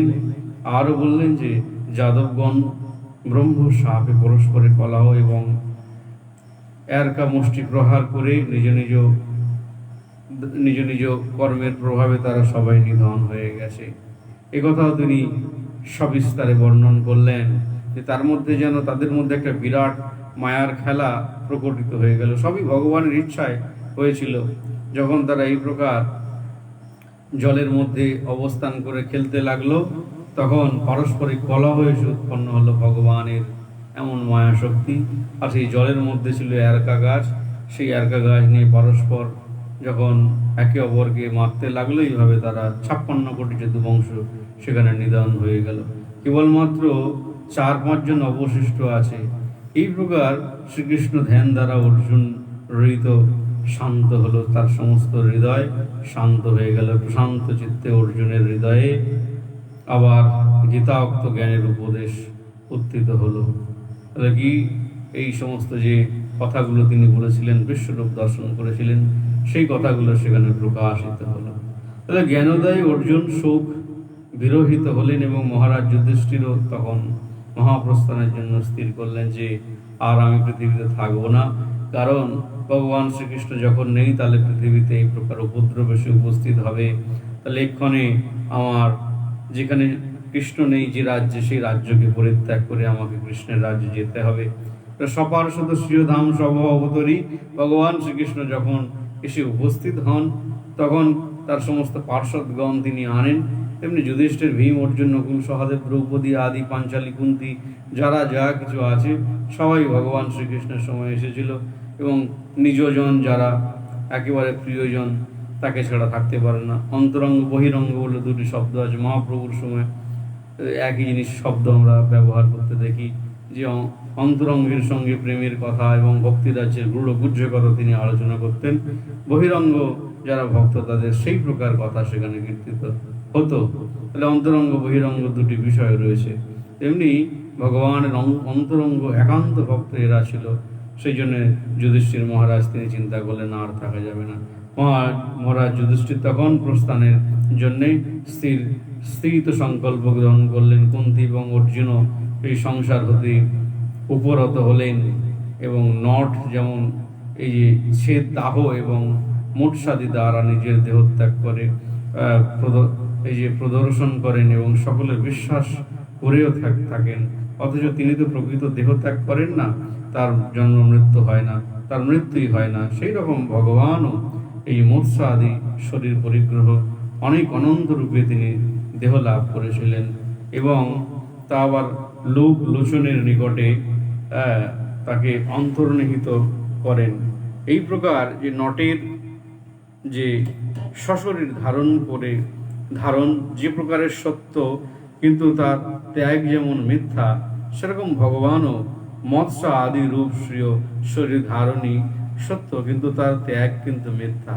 অর্থাৎ ভগবানের দেহ নিত্য, তিনি কেবল প্রকট লীলা মাত্র প্রদর্শন করেন। শ্রীকৃষ্ণের অন্তর্ধান করলে প্রবেশ দেখতে পায় যুধিষ্ঠির সংসার বন্ধন এবং ছেদনপূর্বক হৃদয়ে যে পরব্রহ্মের ধ্যান করত উত্তর দিকে গমন করলেন এবং অর্জুন ভাতৃগণ বিদুর এবং দ্রৌপদীও শ্রীকৃষ্ণকে প্রাপ্ত করলেন। কেননা সবাই তো ভগবান শ্রীকৃষ্ণের একান্ত ভক্ত। আপনারা জানেন, সেই যখন তারা একেবারে কৈলাস পর্বতে মানস সরোবরকে অতিক্রান্ত করিলেন, তখন তারা সেখানে সবাই সশরীরে গমন করলেন কৃষ্ণের রাজ্যে এবং কৃষ্ণ প্রাপ্তি হয়ে গেল। তত পরীক্ষিত দ্বিজবর্জ শিক্ষয়া মহিং মহাভাগবত শাসনঃ যতাহি সত্তমাভিজাত কবিদ্য সমাদিসান বিপ্র মহদ গুণস্তথা। তাহলে এই প্রকার যুধিষ্ঠির এই যে বিদুরাদি পাণ্ডবগণের মহাপ্রস্থানের পরে এই পরম ভাগবত পরীক্ষিত রাজ্য পালন করতে লাগলেন। তিনি উত্তরের কন্যা ইরাবতীর গর্ভে জন্মেঞ্জয় আদি 4টি পুত্র উরু উৎপন্ন করলেন এবং তিনি 3টি অশ্বমেধ যজ্ঞ অনুষ্ঠান করলেন। এই প্রকার মহারাজ পরীক্ষিত এর প্রতি তিনি পূর্ব পুরুষগণের যে ব্যবহার অনুবর্তন করলেন, তারা কি প্রকারে সত্যনিষ্ঠ এবং ব্রহ্মনিষ্ঠ ছিলেন, এই সমস্ত বিষয়ে তিনি কিন্তু ধ্যান দিলেন। এবং একদিন তিনি দিগ্বিজয় বহির্গত হয়ে দেখতে পেলেন যে কৃপাধীন বৃষরূপী ধর্ম এবং ক্ষীণাঙ্গী অনাথের মতো অতি মলিনা গাভীরূপ ধরিত্রী পরস্পর খেদ বাক্য প্রকাশ করছেন, এবং বৃষরূপী যে ধর্ম গাভীরূপ ধরিত্রীকে তার শোকের কারণ জিজ্ঞাসা করলে ধরিত্রী দেবী তখন বলছে যে শ্রীকৃষ্ণের প্রভাবে ধর্ম, তপস্যা, শৌচ, দয়া এবং সত্য, চারটে বিষয়, ধর্ম, তপস্যা, দয়া এবং সত্য, এই চারটি পূর্ণ ছিল। চারটি পদে পূর্ণ হলে লোকে কিন্তু সুখ বর্ধন করছিলেন। সেই সর্বগুণাশ্রয় শ্রীনিবাসের নীরদ অভাবে কলি অধর্মে প্রবিষ্ট হয়েছে, এবং সুতরাং জীব সকলে ভাবি দুর্দশা স্মরণ করে আমি অত্যন্ত শোক করছি। তাহলে যেখানে সত্য নেই, যেখানে কোনো কিছুতে আমরা সত্য বস্তুর কোনো সন্ধান পাই না, শৌচ মানে সুচিতা আর কি, মল ত্যাগ করে বস্ত্র আদি ধৌত করা, হস্তপদা আদি প্রক্ষালন করা, কুল্লা করা, এই প্রকার যে মৌলিক যে জিনিসগুলো সেগুলো সুচিতার মধ্যে পড়ে।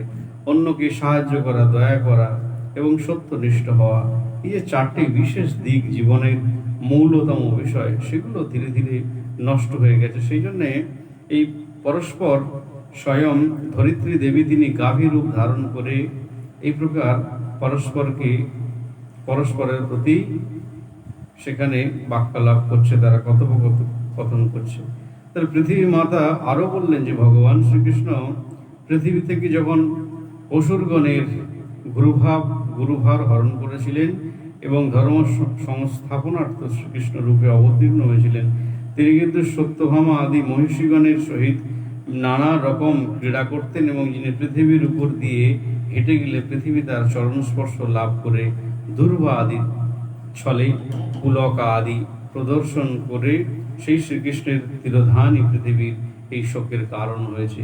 পৃথিবীতে যখন শ্রীকৃষ্ণ এই প্রকার তিরোহিত হয়েছিলেন, তখন সমস্ত পৃথিবী এই প্রকার অসুর এবং অসত্যে রূপ ধারণ করেছিল।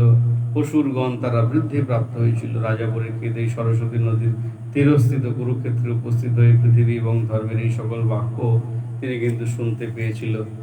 যে যুগে যে দেশে সেই একই নিয়ম, প্রকৃতপক্ষে যেখানে শৌচ, দয়া, সত্য এবং তপস্যা নেই, সেখানে তপস্যা মানে কি, সত্য বস্তুকে লাভ করবার যে প্রয়াস, সেটাই তো তপস্যা। আর সেটা যখন ধীরে ধীরে থাকবে না, তখন সমস্ত সংসার পৃথিবী তখন ক্ষীণ হয়ে আসবে। এই প্রকার যখন তিনি আরো দেখলেন কি, তত্র গৌমিথুনং রাজান্যমান মনাথবা দণ্ডহস্তঞ্চ বৃষলং দদৃশে নৃবলঞ্চনা নমঃ। মহারাজ পরীক্ষিত সরস্বতীর এই যে তীরস্থ কুরুক্ষেত্রে শূদ্র অনাথ গাভী মিথুনকে প্রহার করছে, তার বৃষটি তার তিনটে পা ভেঙে গেছে এবং ভয়ে মূত্র ত্যাগ করছে। গাভীটি বৎসহারা অনাথের ন্যায় তখন অশ্রু বিসর্জন করছে। এই রাজা এই যে নির্জন স্থানে দুর্বল প্রাণীদ্বয়ের উপরে এই প্রকার যখন অত্যাচার প্রদর্শন করছে, তখন শূদ্রে বধ করতে উদ্যত হলেন, এবং গোমিথুন তখন করুণ বচনে অভয় প্রদান করে বললেন যে উৎপাদগামী অন্য ব্যক্তিগণের যথাশাস্ত্র যে দণ্ডবিধান পূর্বক এই ধার্মিক গণের রক্ষা করাই রাজার কর্তব্য। এই প্রকার রাজ্য যদি আমি শাসন করছি, যারা উৎপাত করছে তাকে সেই উপদ্রবীদের জব্দ করা আমার কর্তব্য।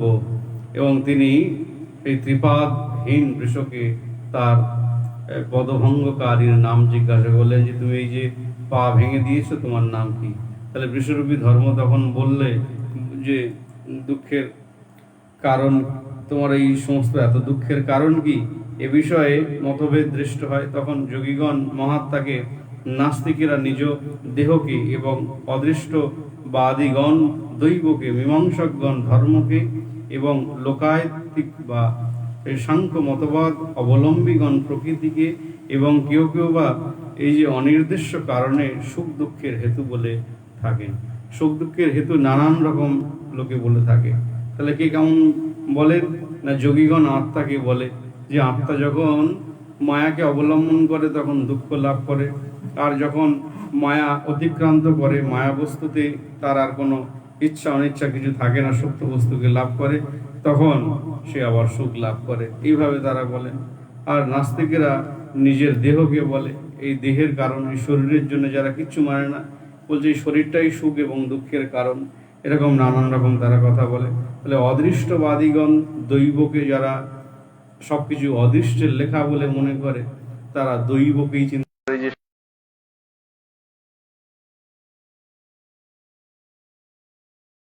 মীমাংসা করেন। এই মীমাংসকগণ তারা ধর্মকে, তারা বলছে যে যখন ধর্ম থাকে তখন প্রকৃতপক্ষে সুখ থাকে, যখন ধর্ম থাকে না তখন আর কোনো কিছুই থাকে না। এই যে লোকায়িত এবং এই যে সাংখ্য মতবাদ অবলম্বীগণ প্রকৃতিকে, এবং কেউ কেউ বা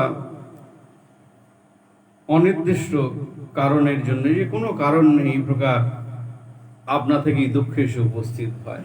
কিন্তু দুঃখ প্রকৃতপক্ষে কিসের জন্য উপস্থিত হয়?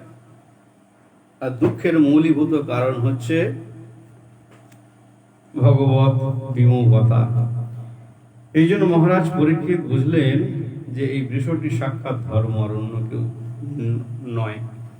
কারণ ধর্ম ছাড়া এত ধর্ম বিষয়ে তত্ত্ব কেউ প্রকাশ করতে পারে না।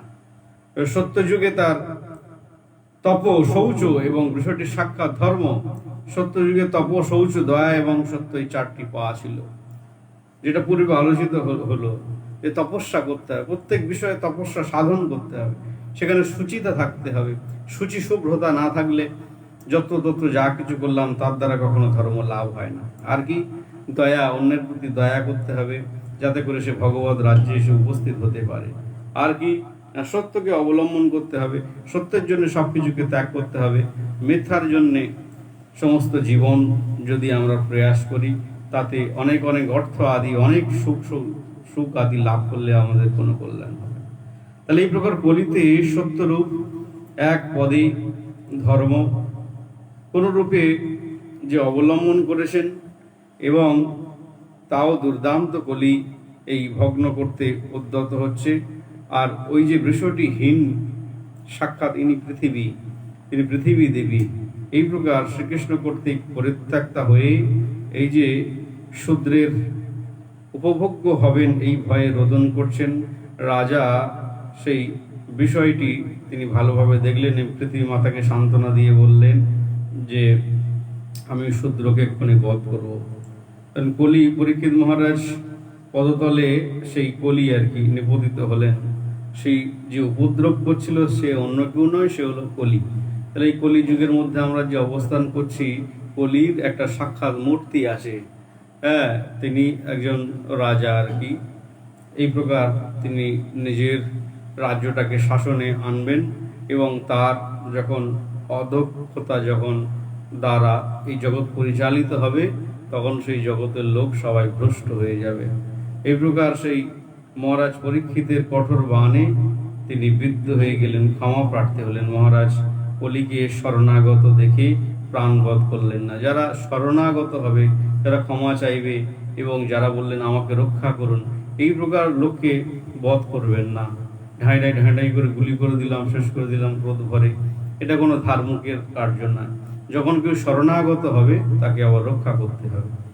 তখন তিনি বললেন তুমি আমার রাজ্যে বাস করতে পারবে না, তোমাকে এখান থেকে বিতাড়িত করলাম, তুমি চলে যাও।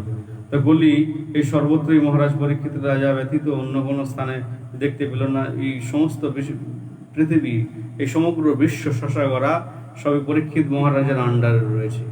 তিনি তখন প্রার্থনা করলেন যে আমাকে কয়েকটা জায়গায় থাকতে দিন, একটু আমাকে স্থান দিন। পরীক্ষিত কলিকে দুধ এবং যে মদাদি পান এবং স্ত্রী সংসর্গ এবং এই জীব হিংসা, এই চারটি জায়গায় তিনি এই স্থান দিলেন প্রথমে। তাহলে কি না, পরীক্ষিত কলিকে কত স্থান দিয়েছে? দুধ, যেখানে পাশা খেলা হবে, যেখানে ফড় খেলা হবে, সাট্টা খেলা হবে, সেই জায়গায় কিন্তু কলি থাকবে।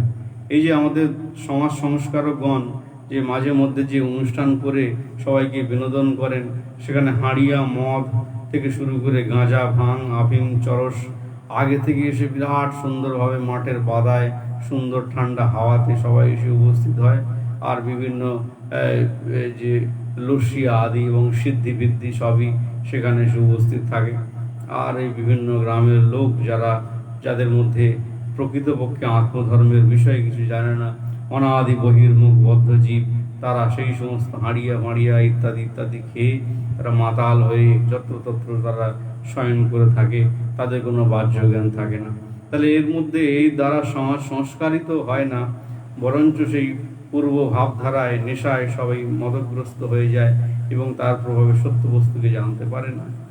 আর যে জগতের শিক্ষা, জগতের আয়না দেখানোর জন্যে যে সমস্ত যাত্রা, নাটক, পুতুল নাচ ইত্যাদি হয়, সেগুলো জগৎকে শিক্ষা দেওয়ার জন্য, কিন্তু তার কুরূপটাই এত বেশি এবং ইন্দ্রিয়গামিতা এবং নোংরামির যে পরিমাণটা এত বেশি, তার দ্বারা সমাজে কোনো উন্নতি হয় না, বরং আরও বেশি ইন্দ্রিয়গামী হয়ে পুরুষ এবং স্ত্রীগণ একে অপরের প্রতি আকর্ষিত হয়ে মদমত্ত হয়ে যায়, মদের হাঁড়ি পদের হাঁড়ি হয়ে যায় এবং তার প্রভাবে সত্য বস্তুকে গ্রহণ করার ক্ষমতা নষ্ট হয়ে যায় এবং কলির প্রাদুর্ভাব হয়। এই প্রকার যারা ধর্মধ্বজী হয় এবং সমাজকে পরিচালনা করে, সম্পূর্ণ সেই দোষটা তাদের উপর পড়ে, তাকে বহন করতে হয়। তারা সেই পাপের ভাগী হয়ে যায়। যতক্ষণ না তারা নিজের সমাজ সংস্কারকে, সমাজকে তারা সংস্কৃত না করেন, তাহলে তাদের এই প্রকার দুর্দশায় উপস্থিত হলে সমাজ ধীরে ধীরে অধঃপতিত হয়ে যায়। তাহলে এখানে দুতম এই সমস্ত খেলা হয়, এই 7টায় দান ধরা জুয়া খেলা হয়, আর তারা গোপনে অনেক পয়সা দিয়ে দেয়, সেই পয়সা যাত্রা, পুতুল নাচ আদি হয়ে থাকে। আর কি মদ্যাদি পান, যে কথা আগে আলোচিত হলো, আর স্ত্রী সঙ্গ, সেখানে বিভিন্ন ফোন করে ডেকে নেওয়া হচ্ছে বিভিন্ন রকমভাবে, বা পুরনো বিভিন্ন বন্ধু বান্ধব একসঙ্গে মিলিত হলে এই সংসর্গে উপস্থিত হয়। জীব হিংসা, আজির মাংস খাওয়া হবে, খাসির মাংস খাওয়া হবে, মুরগির মাংস খাওয়া হবে, এরকম নানান রকম চাট পাট দিয়ে মদ খাওয়া হবে। তাহলে সেই সমস্ত বিরাট যে তমসার যে বৃত্তি, সেটি এসে আচ্ছাদিত হয়, ঘিরে আসে, আর ইন্দ্রিয়গণ বিরাট স্বাধীনতার সাগরে নিয়োজিত হয়ে আর নৃত্য করতে থাকে। এইটি বৈদিকতা বলে চিন্তা করে এবং মানব জীবনের প্রকৃত উৎকর্ষ এবং জীবন লাভ করে প্রকৃত এই আনন্দটাই প্রকৃত আনন্দ বলে মনে করে, আর তাকে ভীষণ স্মরণ করে তারা বছর বছর আবার হবে, আসছে বছর আবার হবে, এই প্রকার বলে বিভিন্ন অনুষ্ঠান আদি করে, যেখানে বিভিন্ন পূজা অর্চনা আদি তাকে ইস্যু করে বটে, কিন্তু তার মধ্যে দিয়ে প্রকৃতপক্ষে ইন্দ্রিয় তোষণই হলো তাদের অন্তরিচ্ছা, যার দ্বারা কখনো সত্য বস্তুকে লাভ হয় না। বারবার সোজা কথায়, সরল কথায় অনন্ত মহর্ষিগণ, মহাত্মাগণ, স্বয়ং ভাগবত, স্বয়ং ভগবান তিনি বারবার বলার সত্ত্বেও এই জগাই মাধাই রূপ এবং মহাপাতকীগণ এবং সবজান্তা সমস্ত গেঞ্জি ব্যাপারীগণ, তারা কিন্তু সেগুলোকে বুঝতে পারে না। তার দ্বারা কিন্তু কখনো প্রকৃত শিক্ষা আমরা লাভ করতে পারি না, সমাজকে সুন্দরভাবে গঠন করতে পারি না। কেন না, যে শুভবুদ্ধির দ্বারা সমাজের ভুল ত্রুটিকে তারা দর্শন করতে পারেন, সেই ক্ষমতা নষ্ট না করে দিলে কোনো পার্টি বা কোনো রাজনৈতিক ক্ষমতা তাদেরকে পরিচালনা করতে পারবে না।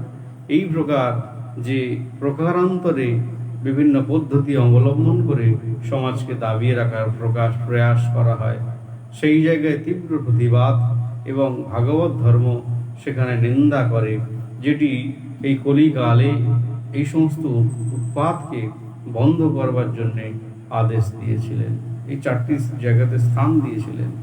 সেখানে কোনো সত্য বস্তুর কোনো সন্ধান নেই এবং স্বর্ণ আদি বহুমূল্য যে রত্ন আদি, সেখানে তিনি বাস করবার জন্যে তিনি জায়গা করে নিয়েছিলেন। কে না, কলি।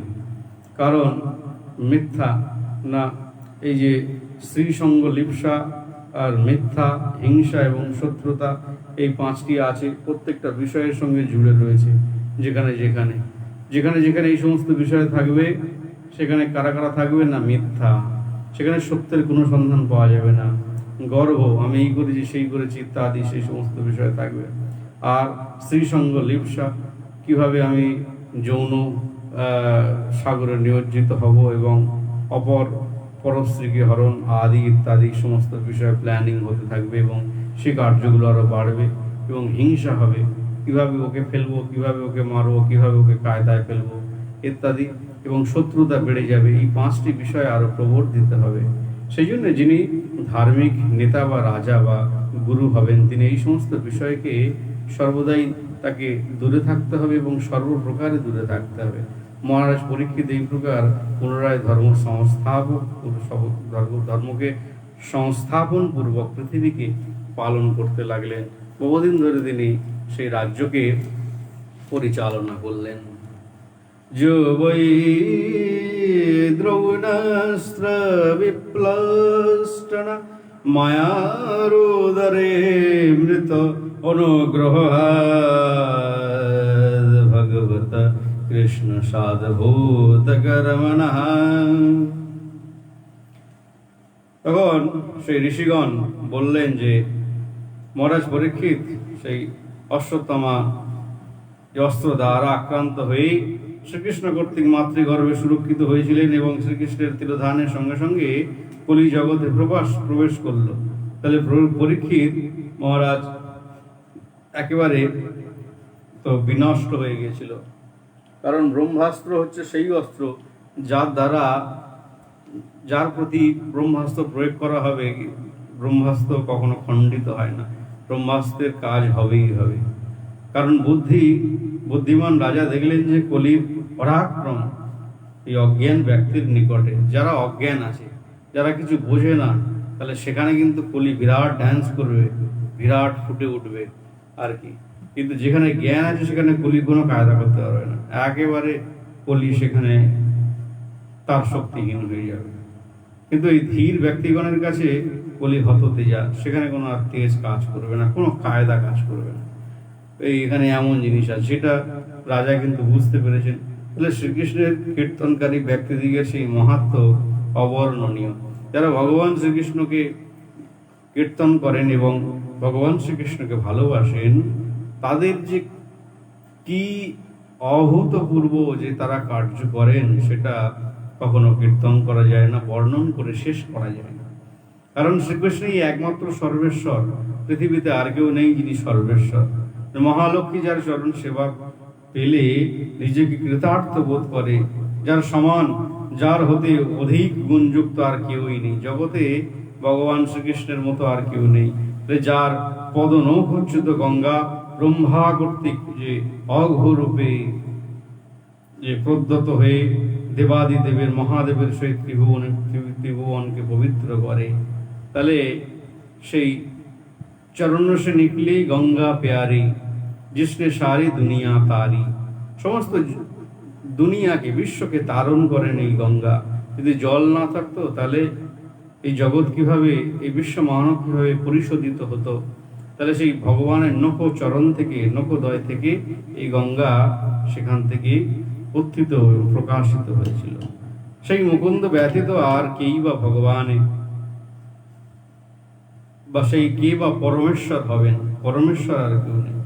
ওই জন্য পক্ষীগণ যে প্রকারে সামর্থ্য অনুসারে অনন্ত প্রকাশের ঊর্ধ্বে বিচরণ করে থাকে, আকাশের অনেক উপরে ওঠে, তাহলে তদ্রূপ জীবও অনুশক্তির সামর্থ্য অনুসারে ভগবানের গুণকীর্তন করতে সমর্থ হয়।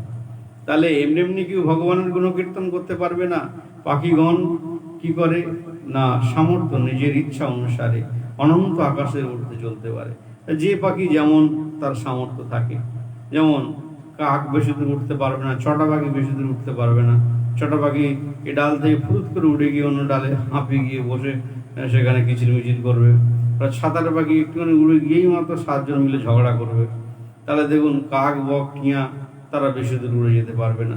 সাইবেরিয়া থেকে সেই সমস্ত পাখিগুলো অত দূর থেকে উড়ে ভারতে চলে আসে শীতকালে, তাহলে তারা কি সুন্দর কত দূর থেকে উড়ে উড়ে তারা আসতে পারে, আবার কোথাও বিশ্রাম নেই ভাবে তারা চলে আসে। শকুন আদি দেখুন, তারা আকাশের অত ঊর্ধ্বে উঠতে পারে কিন্তু দৃষ্টি থাকে ভাগাড়ে। এই পায়রা আদি তারা কত আকাশের উপরে উঠতে পারে। তাহলে এই প্রকার বিভিন্ন সামর্থ্য অনুযায়ী বিভিন্ন পক্ষী আকাশের বহু দূর পর্যন্ত তারা চলতে পারে, উঠতে পারে। তেমনি অন্যদিকে যে যেমন ভাবে সাধন করেছে এবং সাধনার যে বিরাট দৃষ্টিভঙ্গি এবং অন্তর্দৃষ্টি আদি তিনি লাভ করেছেন, সেই প্রকার তিনি কিন্তু সূক্ষ্ম থেকে স্থূল পর্যন্ত ভগবানের গুণকীর্তনে রত হতে পারেন। অন্য কেউ পারবে না।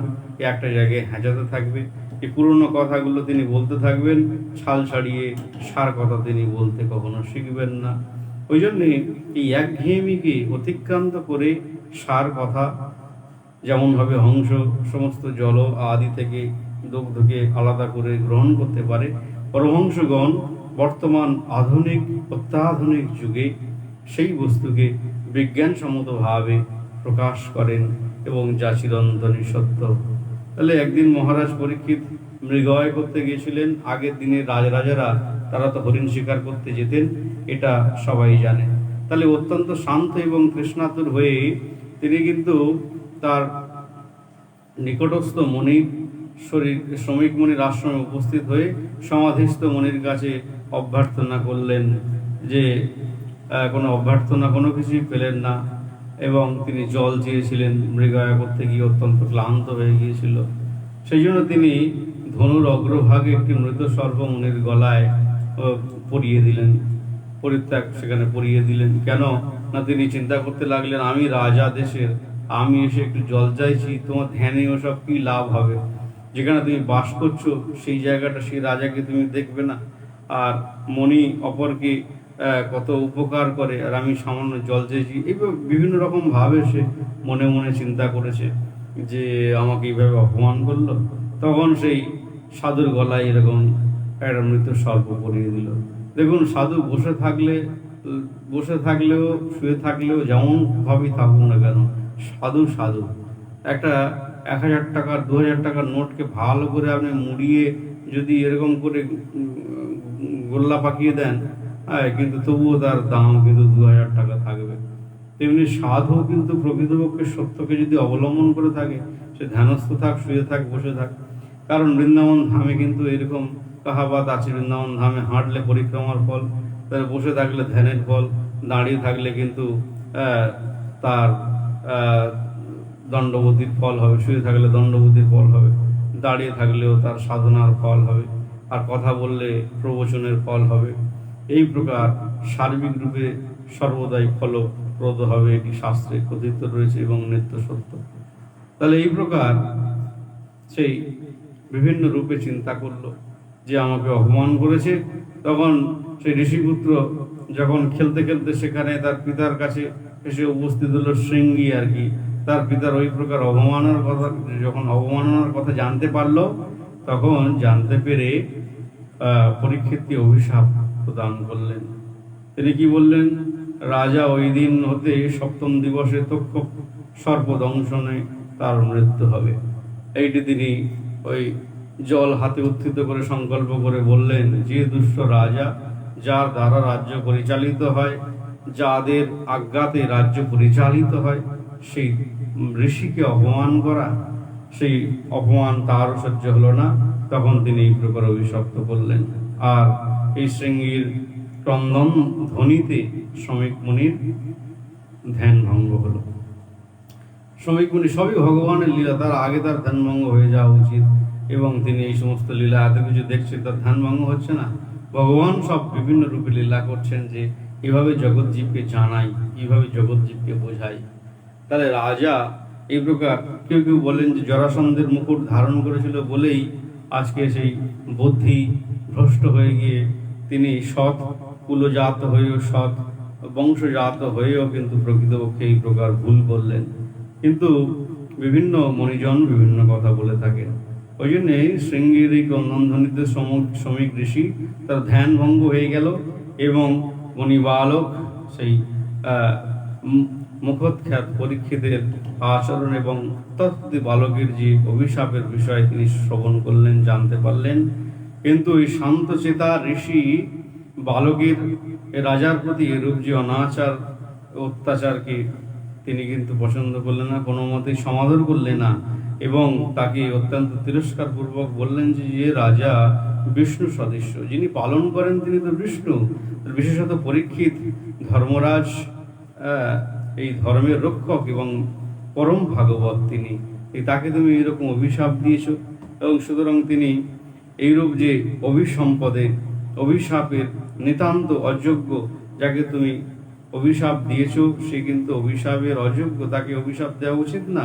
তিনি এক মহাভক্ত এবং পঞ্চ পাণ্ডবের বংশজ, সেই জন্যে তিনি নিত্য পূজিত। মণিবর অপরিণত বুদ্ধি বালকের অপরাধের জন্য ভগবানের নিকট ক্ষমা প্রার্থনা করে তিনি অনুতাপ করতে লাগলেন যে এই প্রকার যারা অপরিণত বুদ্ধি তাদের কোনোদিন যোগৈশ্বর্য এবং ঋষির যে শক্তি সেগুলো যেন না থাকে, যতক্ষণ না তার দ্বাদশ বৎসর পরিপূর্ণ হবে এবং 5 বছর থেকে আরো ঊর্ধ্বে বয়স হবে ততক্ষণ পর্যন্ত তাদের কথায় কোনো বিশেষ শক্তি কার্যকর হবে না। এই প্রকার কাহাবাত শোনা যায় যে তিনি সেই জন্যে যে সমস্ত ঋষি বালকগণ না বুঝে নানান কথা বলে তাতে কোনো ফলপ্রদ হয় না। তাহলে এই প্রকার নিজের অপমানের বিষয়ে বিন্দুমাত্র হৃদয়ে স্থান দিলেন না।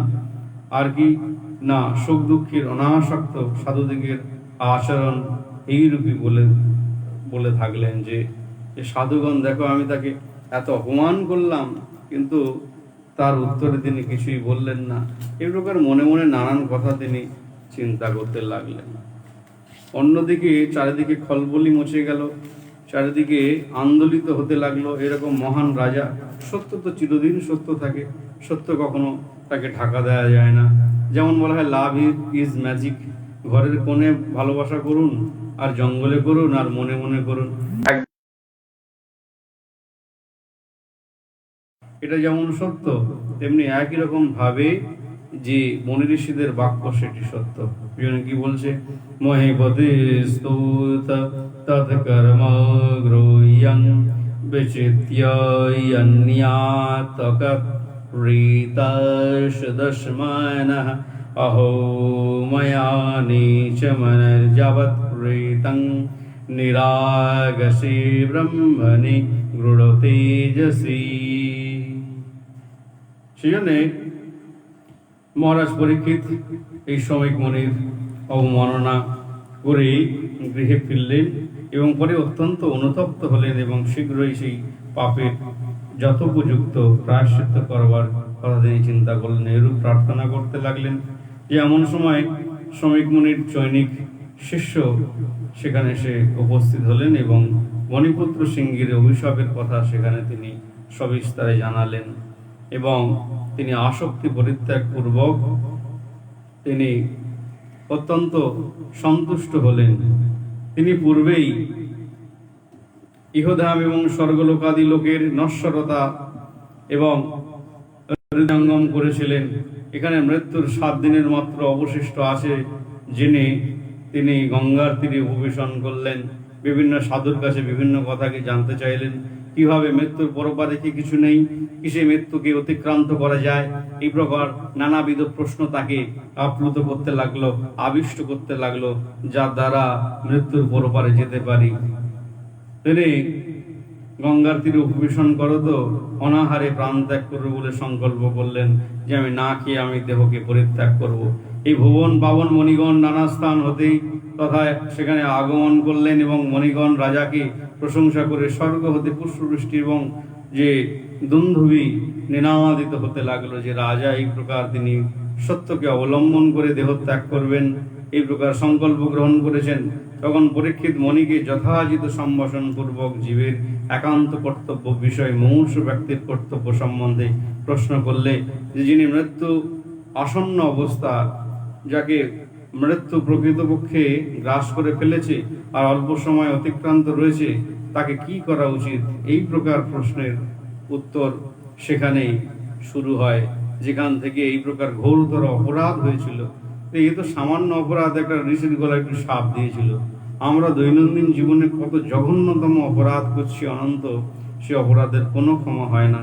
তবুও পরাৎপর শ্রীহরি আমাদেরকে সেই অঘোরূপ যে পাপ, যার দ্বারা আমরা এই জগৎকে আরো বেশি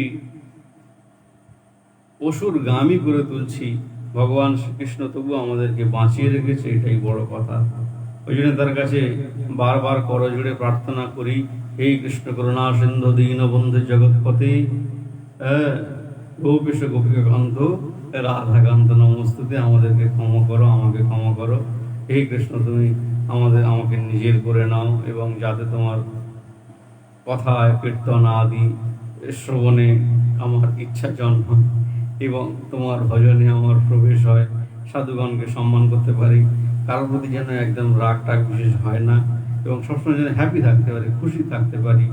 আর কি না, এরকম ভাগবত অনেক হোক, বহু জায়গায় কথা বলা হবে, সেখানে সাধুগণ আসবে, কীর্তনাদি হবে, ভজন হবে, আনন্দ হবে এবং সেবা হবে, সব কিছু আনন্দের মধ্য দিয়ে কাটবে। তুমি যেন সেইটা আমার করে দিও এবং যার দ্বারা সর্বদাই মানে সাধু সঙ্গের মধ্যে থাকতে পারি, যেন তোমার ছাড়া আমি যেন না হই, এই প্রকার আমরা প্রার্থনা করতে পারি। তাহলে পরীক্ষিত সেই মণিগণকে যথোচিত সম্ভাষণ পূর্বক জীবের একান্ত কর্তব্য বিষয়ে মুমূর্ষ জীবের কর্তব্য সম্বন্ধে প্রশ্ন করলে মণিগণ নিজ নিজ অভিরুচি অনুসারে যোগ করো, কে বললো যোগ সাধন করলে কিন্তু সব কিছু গার কাছে আসবে না, এরকম তুমি যোগ করো, যোগ করলেই দেখবে সব ঠান্ডা হয়ে যাবে। তিনি বললেন, আর কেউ কি বললেন যে তপস্যা করো, তাপাও, শরীরকে খালি ফোটাও, বিভিন্ন রকম ভাবে তাপ করো, উপর দিকে পা করো, নিচের দিকে মাথা করো, এরকম বিভিন্ন ভাবে তপস্যা করো।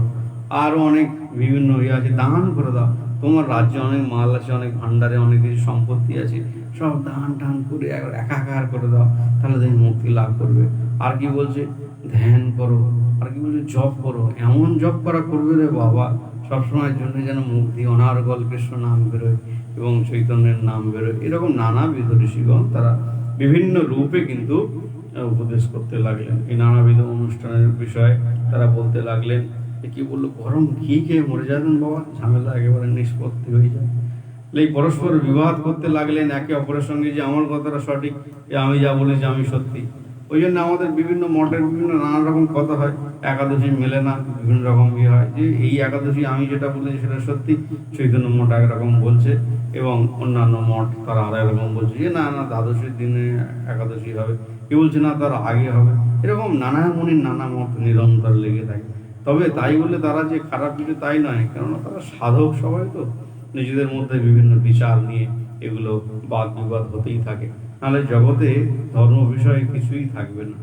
ওই জন্যে সেসব বিষয়ে ধ্যান দিতে হবে না। নানামণি নানা পথ বললেও তারা কিন্তু ভগবানের প্রিয়জন, তাদেরকে ভগবান বাদ দেবে না, তারা ঠিক লাইনে আছে। এই জন্য আমরাও তাদের মতো হতে হবে, কিন্তু শুদ্ধ ভক্ত হতে হবে, সেটা আমাদের মনে রাখতে হবে। তাহলে এইরকম বিভিন্ন জন বিভিন্ন প্রশ্ন করতে লাগলেন। এমন সময় সেখানে অবধূত বেশি পরমহংস সুখদেব সেখানে এসে উপস্থিত হলেন। তাহলে কে, তখন পরীক্ষিত আনন্দে বিভোর হয়ে সুখদেবকে বললেন যে সুখদেবের মতো যে সাধু স্মরণ মাত্রেই গৃহীগণের গৃহ পবিত্র হয়। অনেক অনেক সাধু আছে, আসলে মনের মধ্যে বিভিন্ন রকম রাগ হয়, কারণ তাদের যে উদ্দেশ্য এবং বিভিন্ন কায়দা, তাদের সঙ্গে বিভিন্ন ওই সমস্ত স্ত্রীসঙ্গজনিত কারণ সেখানে জড়িয়ে থাকে। ওই জন্য নিত্য আনন্দ সেখানে উত্থিত হয় না, আনন্দগুলো সেখানে নষ্ট হয়ে যায়, ভস্মীভূত হয়ে যায়।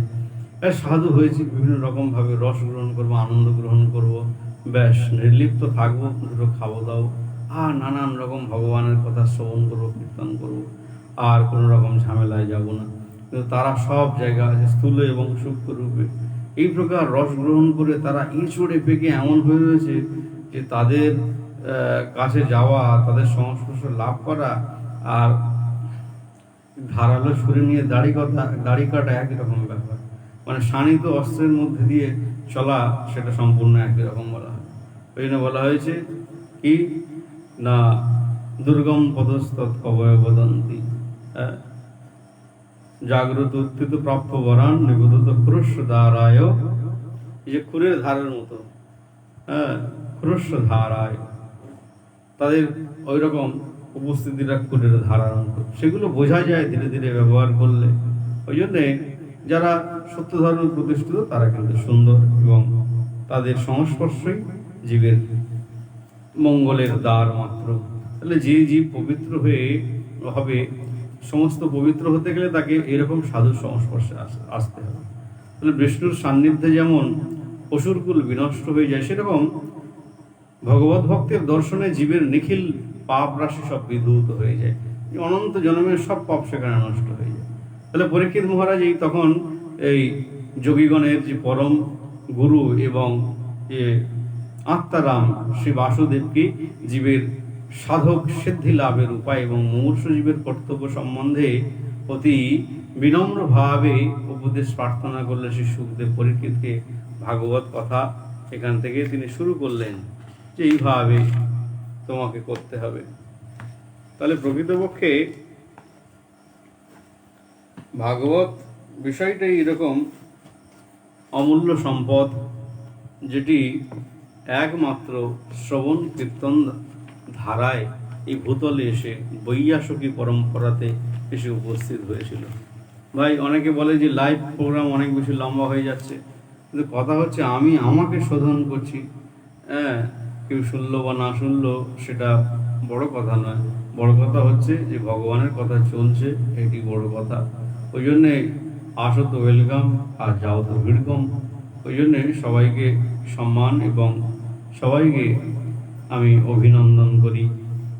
বরিয়ানে সুতে প্রশ্নং কৃত লোকহিতং নৃপ আত্মবেদ সম্মত পুংসং শ্রোতব্যাদিজ পরম। এই প্রকার সুখদেব তিনি এসে উপস্থিত হয়েছেন। এখন মানব জীবনের প্রকৃতপক্ষে কর্তব্য কি, এই প্রশ্নের উত্তর দিচ্ছেন। তাহলে এখানে দুটো বড় বিষয়, একটা হচ্ছে যে একজন মরবেই মরবে, তাহলে যখন মরণ কামড় এসে উপস্থিত হয় তখন প্রকৃতপক্ষে কি জিনিস উপস্থিত হয়, সেটা একটা বিরাট বিষয়, সেটা আমাদেরকে জানতে হবে। তাহলে ওইরকম প্রশ্ন উত্থিত হবে যে আমি জানবই জানবো, করেঙ্গে ইয়া মরেঙ্গে, হয় করবো নয় মরবো। তাহলে সেই রকম যখন ভাব এসে উৎপন্ন হবে তাহলে কিন্তু আমরা কিছু করতে পারবো, জানতে পারবো, বুঝতে পারবো। নাহলে ওখানে যাচ্ছি, কিছুক্ষণ বসে থাকি, তারপরে দুটো প্রসাদ পাবো, লোকজন দেখি কি কেমন করছে, গান টান শুনে ভালো লাগে, বাড়িতে একঘেয়েমি লেগে যায়। হ্যাঁ, নানান রকম বিষয় আমাদেরকে উদ্বুদ্ধ করে এবং হালকাভাবে আমরা বেশি তলায় আমরা তলাতে চাই না, বুঝতে চাই না। আরে বাবা, অত কথা কি বুঝতে পারি, জানতে পারি, কি দরকার আছে? হ্যাঁ, সাধুরা এখন প্রচার করে, করে কথা বলে, সেসব কথা শুনলে খুব ভালো হয়। এই নানান বিষয়ে আমরা শ্রবণ কীর্তন করি বটে, কিন্তু প্রকৃত পক্ষে যতক্ষণ না আমরা অন্তর্নিহিত বস্তুকে বুঝতে পারবো ততক্ষণ কিন্তু আমাদের কোনো নিস্তার নেই। এই জন্যে সেখানে জিজ্ঞাসা করছে কি মহারাজ পরীক্ষিত, বলছে মুমূর্ষু ব্যক্তির কি করা কর্তব্য। তখন বলছে যে এই প্রশ্ন যাবতীয় প্রশ্নের মধ্যে শ্রেষ্ঠ প্রশ্ন হয়েছে। এতদিন যতজন প্রশ্ন করেছে সেই প্রশ্নের থেকে সবচেয়ে সেরা প্রশ্ন কিন্তু এইটা, যেহেতু লোকের নিত্য মঙ্গল স্বরূপ এবং মুক্তকুলেরও সম্মত। যারা মুক্তকুল, যারা যারা যোগী ঋষিগণ, তাদেরও পক্ষে কিন্তু এই প্রশ্ন করলেও কোনো ক্ষতি লাভ নেই। কেন না, প্রকৃতপক্ষে তারাও তো ব্রহ্মলোক লাভ করবে, তারা ব্রহ্মলোক লাভ করলে সেখান থেকে তো আবার ফিরে আসবে। সেই জন্যে তারাও যদি প্রশ্ন করে, তারাও কিন্তু তাদের এই সমস্ত বিষয় থেকে অতিক্রান্ত করে পরাৎপর শিহরিকে লাভ করতে পারে। নিত্য মঙ্গলের কথা সর্বজীবের জন্য সেটি প্রযোজ্য, এবং সর্বজীবের হয়ে তুমি প্রশ্ন করেছো, ওই জন্য আমার খুব আনন্দ হচ্ছে। দেখো, তাহলে গৃহবধূ ব্যক্তিগণ এই আত্মতত্ত্ব আলোচনায় উদাসীন। তারা আত্মতত্ত্ব আলোচনা কি করে করবে? সকাল থেকে সন্ধ্যা পর্যন্ত তাদের ধন অর্থ কিভাবে রান্না হবে, কত রকম সবজি হবে, কিরকম পাঁটার মাংস হবে, খাসি হবে, লিচু, জামরুল, এবার শশা, কলাটা, মুড়োটা কিভাবে এসে জামাই ষষ্ঠী হবে, নাতি নাতনি সবাই মিলে এক জায়গায় বসে খাওয়া দাওয়া হবে, পেটটা মোটামুটো হবে, ঘন ঘন ঠেকুর উঠবে, নানান রকম কথা হবে, আর এইটা করেছিলিস না ওইটা করেছিলিস, এইরকম নানান বিষয় হয়ে সেখান থেকে আবার সংসারে ফিরে এসে সেখানেও খাওয়া দাওয়া হবে। এরকম অনন্ত ভুঁড়ি ভোজন আর কুটুম্ব পোষণ তোষণ, এবং সেই সঙ্গে বন্ধু বান্ধব, আত্মীয় স্বজন, এবং মোটরে চড়ে মিথ্যা ইত্যাদিকে আশ্রয় করে মায়ার রাজ্যে অনন্তকাল ডুবে আছি। মনে হচ্ছে হেভি হচ্ছে, দারুণ ব্যাপার, বেশ সুখে আছি, কোনো চিন্তা নেই। এবং ধীরে ধীরে পরমাণু ক্ষীণ হয়ে আসে, যখন ধীরে ধীরে শরীরের যে মূলগত শক্তি নষ্ট হয়ে যায়, যেটা নাড়াচাড়া করলে নানান রকম আনন্দ আসে, সেই রস বন্ধ হয়ে যায়, তখন দুঃখের ভাঁজ ফেলে কপালে, ধীরে ধীরে চুল সাদা হয়ে আসে, তবুও বলে কলপ করব, কলপ করে চুল কালো করে নেয়, এবং মনে করে যে চোখে দেখতে পাচ্ছি না, চোখে একটা চশমা লাগিয়ে নেয়, মনে হয় যে গোঁফ দাড়ি কালো হয়ে যাচ্ছে, একটু কলপ করে নিল ইত্যাদি। এই প্রকার নকল সেজে তবুও তার যৌবনকে ধরে রাখতে চায়। এই মিথ্যা প্রয়াস জীবকে সমাজবদ্ধ বুদ্ধিজীবী করে তুললেও প্রকৃতপক্ষে যদি না আত্মতত্ত্বে তার প্রবেশ হয়, তাহলে কখনোই সে সত্যকে জানতে পারে না। এরকম আত্ম বিষয়ে প্রশ্ন হওয়া উচিত এবং আত্মতত্ত্ব বিষয়ে আলোচনা হওয়া উচিত। পূর্বে আমরা যা কিছু শ্রবণ করেছি সেটি ভাগবতের প্রথম ধাপ এবং ভাগবত সপ্তাহের প্রকৃতপক্ষে প্রারম্ভিকা মাত্র। তাহলে এখান থেকে যারা গৃহস্থ জীব তারা আত্মতত্ত্ব আলোচনায় উদাসীন, অত বেশি তারা গভীরভাবে যাবে না। আহার বিহার আদি এবং কোথায় গেলে কি লাভ করব সেই বিষয়ে তারা সর্বদাই সচেষ্ট থাকবে। তাহলে তাদের দিবাভাগ তো চতুষ্টে, তাহলে কি চর্মচস্য লেজ্জকেও, আর কি ধর্ম অর্থ কাম মোক্ষ, কোথায় গেলে কি ধর্ম করলে আমার লাভ হবে, হিন্দু হয়ে কি হবে, খ্রিস্টান হয়ে যায়, অনেক কিছু লাভ করতে পারবো, টাকা পয়সা পাবো, চাকরি বাকরি পেয়ে যাবো, খাওয়া দাওয়ার কোনো বাধা নেই, শুয়োরের মাংস, মুরগির মাংস ইত্যাদি ইত্যাদি সুবিধার জন্য ধর্মকে সে পরিবর্তন করে নেয়। আবার দূর দেখেছিস ওই মুসলিম ছেলেটা কীরকম তার হাট্টা কাট্টা চেহারা, এবং যখন সে কামনার অক্টোপ্যাডে যখন বাড়ি মারে তখন বাবা কত রকম সুর বেরোয়, তাহলে সে তখন মনে করে যে ওই বাদ নেই, সবই তো মানুষ, একই দেখতে পাচ্ছি, তখন সংসার করেন। এইরকম বর্ণ সংকর এসে উপস্থিত হয়, সমাজে বিভিন্ন বাধা এসে উপস্থিত হয়ে যায়, তার প্রভাবে সমস্ত বর্ণ সংকরের মধ্যে দিয়ে সমাজ নিম্নগামী হয়ে ওঠে। তাহলে এই সমস্ত কুটুম্ব ভাষণ আর বিভিন্ন এই আহার নিদ্রা ভয় মৈথুন ইত্যাদি সেগুলো বর্ণন করতে হবে না। বহু সাধুগণ বহু কথা বলেন। নিদ্রা আলস্য লেগে থাকে, শরীরের মূল শক্তি যখন বের করে নেওয়া হয় তখন শরীর ঝিমোবে, আর খালি জমি জায়গার ওই ফল পাকড় খাবো, করবো, এইরকম হলাহলতায় ভরে যাবে, আর কাজ করার নাম নেই, আর খালি ঘুম। এই সমস্ত জোর করে যদি কাজ করতে যাও তাহলে হাই প্রেশার ইত্যাদি নানান উপস্থিত বিভ্রান্তি এসে উপস্থিত হবে। আর যখন এই নিজের প্রয়োজনের তুলনায় অনেক বেশি প্রেশার উৎপন্ন হবে তখন অনন্ত রোগের সৃষ্টি হবে। এরকম কুটুম্ব ভরট এবং রাত্রিকালে নিদ্রা আর ইন্দ্রিয় তর্পণে ব্যস্ত হয়ে পড়ে, এবং তার দ্বারা কি হয় না, দেহ ধর্মে আসক্ত হয়ে পূর্ব পুরুষগণের বিনাশ আদি দেখেও বিনাশের কারণ অনুসন্ধান পূর্বক যে বিমুখতা পরিত্যাগ করে না। যে আগে সমস্ত পুরুষগণ দাদু যারা ছিল তারাও দেহ ত্যাগ করেছে, এবং যারা আমাদের ফ্যামিলিতে অনেকেই ছিল বা এই কিছুদিন হলো তারা দেহ ত্যাগ করে চলে গেছে। শরীর তো তাহলে দুদিনের, তাহলে এই সমস্ত শরীরকে আমি বহু মানন করে কি করব? আমি তো নিত্য মুক্ত শুদ্ধ জীবাত্মা পরমাত্মার অংশ, তাহলে কেন আমি ওই সমস্ত কাজে সময় নষ্ট করব? যতদিন শরীর আছে এই প্রকার ভগবানের কথা কীর্তন করে কাটাবো এবং অমৃতত্বকে লাভ করবো, এই আমার জীবনের উদ্দেশ্য, যার জন্যে এই লোহিত বস্ত্র গুরুদেবের দেয়া সেইটি ধারণ করেছি এবং সত্য বস্তুকে লাভ করবো বলে প্রয়াস করছি। আর এই সমস্ত সমাজ সংস্কার থেকে দূরে সরে গিয়ে আত্ম অনুশীলনের ভূমিকাকে গ্রহণ করেছি, জগৎজীবকে সেই সত্যকে জানাবার জন্য প্রয়াস করছি মাত্র গুরুদেবের ইচ্ছা অনুসারে, এবং যাতে সমস্ত জীব তাদের পথকে খুঁজে পায় প্রকৃতপক্ষে এবং মিত্র স্বরূপ সেই কার্য করবার জন্য সেই সাধন চলছে। তাহলে নাহলে জগতের ভেলাতে উঠে যদি আমরা সেই সংসারের মধ্যে নিয়োজিত হই তাহলে সত্য বস্তুকে কখনোই জানতে পারবো না। তাহলে এই প্রকার দেহ ধর্মের মধ্যে আসক্তি হয়ে গেলে পূর্বপুরুষগণের বিনাশ দেখেও তবু মূর্খ জীবের মতো আমরা প্রকৃতপক্ষে মনে করি ওসব কিছু না, পাশের লোক মরে যাবে তবু আমি মরবো না, পাশের লোকের মাথায় বাজ পড়বে তবু আমার কিচ্ছু হবে না, পাশের লোক কলেরা হয়ে মারা যাবে তবু আমার কিচ্ছু হবে না। এরকম কনফিডেন্স লেভেল মানুষের মধ্যে এত বেশি, কিন্তু ধীরে ধীরে ধীরে ধীরে নিজের চেষ্টা নিজের প্রয়াস সব কিছু ক্ষীণ হয়ে আসে। আর চতুর্দিক দিয়ে যখন জ্বালা এসে উপস্থিত হয়ে যায় আর তখন রক্ষা নেই, তখন যে মন মনে করেছিল যে আমি স্ট্রঙ্গার দেন আদার দ্যাট, সমস্ত কিছুর থেকে আমি শক্তিশালী, সেই মন মনে করল না এবার ছেড়ে দিই, দেহ ছেড়ে দিয়ে অন্য জায়গায় চলে যাই।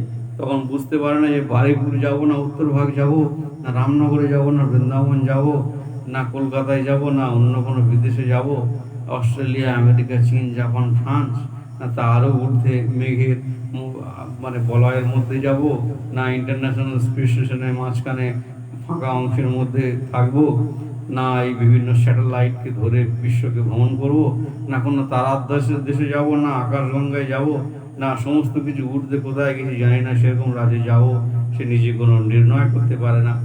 কারণ জীব যখন মনে করে যে আমি যাবো অমুক জায়গায়, তখন সেই জায়গায় পৌঁছাতে পারে, কিন্তু যখন তার কোনো স্থান নির্ধারণ করতে পারে না, তখন কোথায় যাবে সে নিজে জানে না। আবার সেই দেহ ত্যাগ করবে, আবার হাওয়ায় ঘুরতে থাকবে, এরকম বিভিন্ন ভোগ যন্ত্রণা করার পরে আবার কোনো বৃষ্টির ধারা রূপে নেমে এসে ফলের মধ্যে ঢুকে যাবে। কাঁস করে সেই ফল যখন কেউ খাবে, তখন শরীরের মধ্যে কি হবে, রেত আর বীর্য উৎপন্ন হবে। আবার সেই মাতৃগর্ভের মধ্যে গিয়ে পুনরূপী জননম, পুনরূপী মননম, পুনরূপী জন্মে যশোরে শয়নম, এরকম বারবার আমরা মরি আর বাঁচি, নিজেদের কোনো খেয়াল থাকে না। তাহলে যিনি সেই অভয় ইচ্ছা কারণ এবং যার পক্ষে শ্রীহরির কথা শ্রবণ কীর্তন আদি সর্বশ্রেষ্ঠ সাধন, ভগবানের কথা তো এই প্রকার শুনতে হবে। এবং হরি কীর্তন এই আত্মারাম মুক্ত পুরুষগণেরও চিত্ত আকর্ষক, যারা এই সব কিছু থেকে মুক্ত হয়ে গেছে তবুও তারা ভগবানের কথা ছাড়া থাকেন না।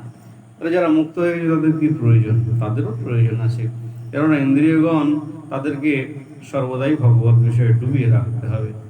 যত লোহার বস্তু আছে তেলে ডুবিয়ে রাখলে তাহলে কিন্তু সেই লোহা তাজা থাকবে, তেমনি একই রকম মানব চিত্তকে সর্বদাই ভগবত বিষয়ে ডুবিয়ে রাখতে হয়, তাহলে মানব মন তাজা থাকবে এবং সংসার রূপী মরিচা থেকে সে অনেক দূরে থাকতে পারবে এবং উন্নত উজ্জ্বল তপ্ত কান্তির মতো, তপ্ত কাঞ্চনের মতো তার মন থাকবে এবং তিনি প্রকৃতপক্ষে জগতে এক দৃষ্টান্ত স্বরূপ থাকবেন।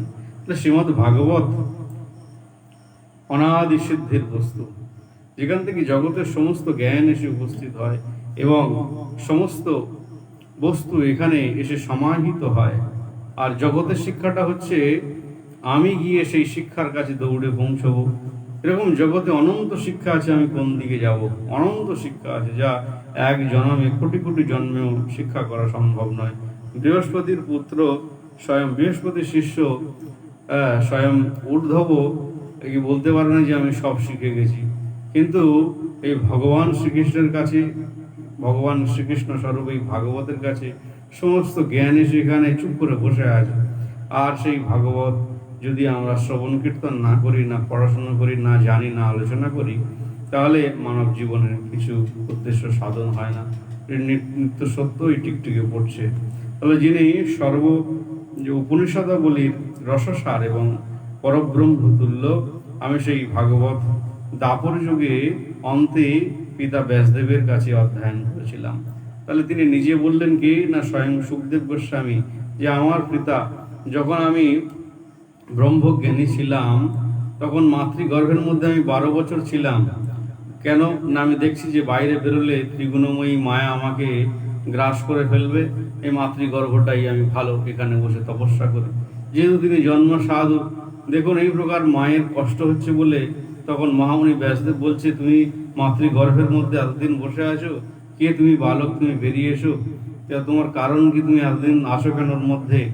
তখন বললেন যে আমি এই কারণেই আছি, মায়া আমাকে গ্রাস করবে, আমি ভগবত স্মৃতি ভুলে যাব, আমি মায়ার রাজ্যে জুড়ে যাব।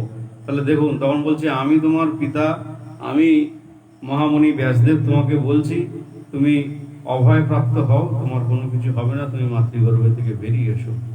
তখন বলছে যে নিজেই মায়াতে আসক্ত, সে কি করে গ্যারান্টি দেয় যে আমার মায়া স্পর্শ করতে পারবে না? তখন বলল কি করে? তখন তিনি বললেন, আমার মা মানে স্ত্রীর প্রতি আপনার আসক্তি আছে, তার কষ্টে আপনি কষ্ট পাচ্ছেন। তাহলে যিনি আসক্তি, মায়া আসক্ত জীব, তিনি কিভাবে গ্যারান্টি দিতে পারেন, তিনি কিভাবে নিশ্চিত করতে পারেন এবং প্রকৃত প্রতিশ্রুতি দিতে পারেন যে মায়া তোমাকে স্পর্শ করতে পারবে না? তখন মাতৃগর্ভের মধ্যে যে দিব্য ভগবানের অংশরূপে তিনিই রয়েছেন, সেটি তার বুঝতে অসুবিধে হলো না। এই প্রকার যখন তিনি মাতৃগর্ভ থেকে প্রসবিত হয়ে নিজ নাড়ি ছিন্ন করে তিনি বেরিয়ে পড়লেন, তখন হাঁটতে শুরু করলেন এবং জঙ্গলের উদ্দেশ্যে যাত্রা করলেন। তার এই দিব্যরূপ দর্শন করে সমস্ত রমণীগণ তারা তাদের চোখের সৌন্দর্য যেন বর্ধিত হতে লাগলো, অবাক নেত্রে তাকিয়ে রইল। ওদিকে তার পিতা যখন সরোবরে রমণীগণ স্নান করছে, তার পিছনে হা পুত্র করে তখন যখন দৌড়াচ্ছিল, তখন এই সরোবরের স্নানরত রমণীগণ তাদের নিজ বক্ষ আবৃত্ত করতে উদ্যত হলো, সচেষ্ট হলো, সক্রিয় হলো। তখন এই ভাব দশাকে দর্শন করে জানতে চাইলে, প্রশ্ন করলে যে কেন এবং বিধ, আমার পুত্র 12 বৎসর তার বয়স হয়েছে, অর্থাৎ তার বিভিন্ন অঙ্গ প্রত্যঙ্গ বর্ধিত হয়েছে এবং সে পূর্ণ পুরুষ রূপে, তাকে দেখে তোমাদের লজ্জা হলো না? আর আমি বয়স হয়ে গেছি, বুড়ো লোক, আমাকে দেখে তোমাদের লজ্জা বোধ হচ্ছে? তার মানে দেখুন যে প্রকার অন্তরের ইচ্ছে। তখন তারা সেই প্রকার প্রশ্ন দিয়েছিল, যিনি মায়ার রাজ্যে রয়েছেন, যিনি সংসার নিয়ে রয়েছে, অতএব তিনি সংসারের মর্যাদা বোঝেন এবং তার দৃষ্টিভঙ্গিটা একটা অন্যরকম হয়, যা আমাদের কামিনীগণের কামনা শক্তিকে প্রজ্বলন করে, বর্ধিত করে, এবং সেই জন্য সেই লজ্জাকে আমরা আবৃত করছি। এই প্রকার তিনি যখন উত্তর দেন, তিনি নিশ্চিত রূপে জানতে পেরেছিলেন, বুঝতে পেরেছিলেন যে প্রকৃতপক্ষে যিনি মাতৃগর্ভ থেকে বহির্গত হয়ে যিনি বেরিয়ে গেলেন, তিনি সাধারণ কোনো পুরুষ নন, তিনি অন্তর্যামী স্বয়ং ভগবান এবং বাসুদেবেরই অংশ হবেন। এই প্রকার তিনি বিচার করলেন। যখন তিনি ফিরে এলেন না, তখন হা পুত্র করে চিৎকার করলেন, কিন্তু জঙ্গলের বৃক্ষরাজই প্রতিধ্বনিত করতে লাগলেন সেই কথা শুনে। ওই জন্যে প্রকৃতপক্ষে তখন তিনি তার কাঠুরিয়া শিষ্যগণের দ্বারা শ্লোক শিখিয়ে দিয়েছিলেন যে এই শ্লোকটা তুমি গিয়ে কীর্তন করো। সেই শ্লোক শ্রবণ করে আবার পরে কিন্তু যখন সেই শ্লোকের মহিমাকে জানতে পারলেন যে পরম শ্রীকৃষ্ণই একমাত্র জগৎ পিতা, তখন তিনি সেই ব্রহ্ম জ্ঞানকে ত্যাগ করে আবার তিনি পিতার কাছে সেই ভাগবত শাস্ত্রকে অধ্যয়ন করেছিল।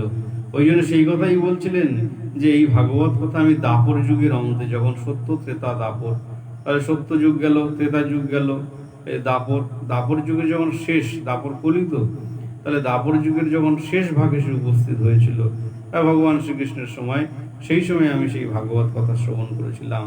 তাহলে দেখুন, কারণ এর সদ্গুরুর নিকটে পঠিতব্য, যেখানে সদ্গুরু আছে তার কাছ থেকে শ্রবণ করলে এবং কোন বাক্যের মধ্যে, কোন শব্দের মধ্যে কি ভাবধারা লুকায়িত আছে, যতক্ষণ না আমরা সদ্গুরুর কাছ থেকে শ্রবণ করব, কিন্তু নিজের কায়দায় এগুলো হবে না এবং আমরা বুঝতে পারবো না, তার অর্থভেদ হবে না। একটা শ্লোকের মধ্যে যে অনন্ত বিষয় আছে সেটা দৃষ্টিগোচরে আসবে না। ওই জন্য সদ্গুরুর কাছ থেকে নিত্যকালে এটা পাঠ করতে হবে, জানতে হবে। তাহলে এই প্রকার এই নির্জন ব্রহ্মে মগ্ন থাকলেও ভগবানের কথা আমার চিত্তকে আকর্ষণ করেছিল এবং ভাগবতের শ্রদ্ধা উপস্থিত হলে শীঘ্রই মুকুন্দের রতি হয়। হরিনাম গুণাদি এবং পুনঃশ্রবণ কীর্তন আদি দেশ কাল পাত্র নির্বিশেষে সাধ্য এবং সাধন, প্রকৃতপক্ষে সাধন সাধ্য রূপে এই ভগবানের যে কথা কীর্তনই একমাত্র সাধন, জগতে আর অন্য কিছু সাধন নেই। ওই জন্য মুহূর্তকালের জন্যও যিনি যদি কারো ভগবত উন্মুখতা আসে তাহলে মঙ্গলজনক, এবং খট্টাঙ্গ মহারাজই তার প্রমাণ। কিন্তু হে রাজন, এই খট্টাঙ্গ রাজন কি হয়েছিল না, এক মুহূর্ত কালে তার সময় ছিল, এক মুহূর্ত কাল মানে 48 মিনিট। সেই 48 মিনিটের মধ্যে দৃঢ়ভাবে ভগবানের নাম স্মরণ করা মাত্রই তিনি ভগবত বস্তুকে প্রাপ্ত হয়েছিলেন। তাহলে আপনার এখনো তো সপ্তাহকাল পরমায়ু রয়েছে, 7 দিন সময় আছে। তাহলে এই সময়ের মধ্যেই নিত্য মঙ্গল সাধন করুন। শ্রী ভগবান এবং তৎপরে সেই পরীক্ষিতের নিকট সেই অষ্টাঙ্গ যোগ বর্ণন করলেন যে প্রকৃতপক্ষে এই যে যোগের বিভিন্ন অংশ, প্রথমে এই ধারণা করতে হবে, তারপর ধীরে ধীরে সেটার প্রতি মনোনিবেশ করে ভেতরে চলে যেতে, ধ্যান ধারণা সমাধি আদি, যখন এই প্রকার বিভিন্ন বিষয়কে তিনি শ্রবণ করালেন এবং পরিশেষে তিনি ভক্তিযোগীর শ্রেষ্ঠতা সম্প্রদান করলেন। এই অনন্ত যে জগতে যা কিছু ধর্ম রয়েছে তার দ্বারা প্রকৃতপক্ষে শুদ্ধা ভক্তি লাভ হয় না। ওই জন্য ভক্তি একমাত্র শ্রেষ্ঠ বস্তু, যেটি সমস্ত ধর্মের মূল কথা। যদি আমরা পরস্পর শ্রীহরির দিকে আকর্ষিত হই তাহলে কিন্তু আমরা সেই সত্যকে অবলম্বন করতে পারি এবং ভক্তি শ্রদ্ধা করতে পারি। নাহলে ব্রহ্ম জ্ঞান এবং অন্যান্য জ্ঞানের দ্বারা সেখানে ভগবান কখনো প্রকাশিত হয় না, ভগবানের প্রিয় হয় না। যখন ভক্তগণ নিজ পরিশ্রমের দ্বারা এই আদি সমস্ত কিছু রন্ধনা আদি কার্য এবং তাকে সেবা প্রদান করা, শয়না আদি, এবং মন্দির মার্জন, পাত্র ধৌত এবং এই সমস্ত গুরু সেবা যখন করেন তখন ভগবান বশীভূত হয়ে যান এবং তিনি কতবার বারবার অনন্ত ভক্তের কাছে তিনি আত্মপ্রকাশ করেছেন। সেই জন্য যিনি চিন্ময় এবং এই জড় ইন্দ্রিয়ের দ্বারা যাকে দর্শন করা যায় না, যাকে চেনা যায় না, যাকে বোঝা যায় না, সেই দর্শন, সেই যাকে ইন্দ্রিয় গ্রাহ্য বস্তু দ্বারা দর্শন করা যায় না, সেই মহান ভগবান শ্রীকৃষ্ণ তিনি তাকে দর্শন দেন এবং পবিত্র করেন। তারপর সেই ভগবানের বিরাট স্বরূপ, এই ভগবানের বিরাট স্বরূপটা কীরকম, যা ঊর্ধ্ব চন্দ্র সূর্য তার নয়ন, বিরাট আকাশ তার বক্ষ স্বরূপ, সেখানে অনন্ত তার পক্ষে ভেলার মতো ভেসে বেড়ায় বিভিন্ন মেঘ। তেমনি এই বিরাট যে পৃথিবী তার অস্থি স্বরূপ, পৃথিবীর যে পাহাড় পর্বত আদি এবং মেদিনী তার চরণ স্বরূপ, গঙ্গা আদি জল তার রক্তলসিকা স্বরূপ, এই সমস্ত নদ নদীগণ তার নারিকা স্বরূপ। এই প্রকার ভগবানের যে এই যে পৃথিবীর যে বিভিন্ন বৃক্ষ লতা গুল্ম আদি তার শরীরের লোম স্বরূপ, এই প্রকার এই বিরাট বিশ্বের মধ্যে সমস্ত অনন্ত জীব আমরা নিহিত হয়ে রয়েছি। এই পরম পিতার কথা যখন আমরা কীর্তন করি, শ্রবণ করি, তখন তিনি প্রকৃত খুশিতে আনন্দে ভরে যান এবং যে পুত্র পিতার সব কথা শুনে কাজ করে, সেই পিতা প্রকৃতপক্ষে সেই পুত্রকে বেশি কৃপা করেন। সেরকম ভগবানের কথা যদি আমরা শ্রবণ কীর্তন করি, তাহলে পরাৎপর শ্রীহরি তিনি খুশিত হবেনি। সেই জন্যে সেই বিরাট স্বরূপের কথা তিনি কিন্তু বর্ণন করেছিলেন কে না মহারাজ পরীক্ষিত।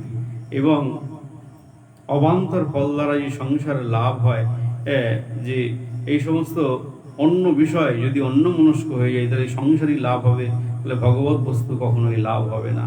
সেই জন্যে প্রকৃতপক্ষে জীবের শুদ্ধভাবে ভগবত ভজনী কর্তব্য এইটি নির্দিষ্ট করলেন।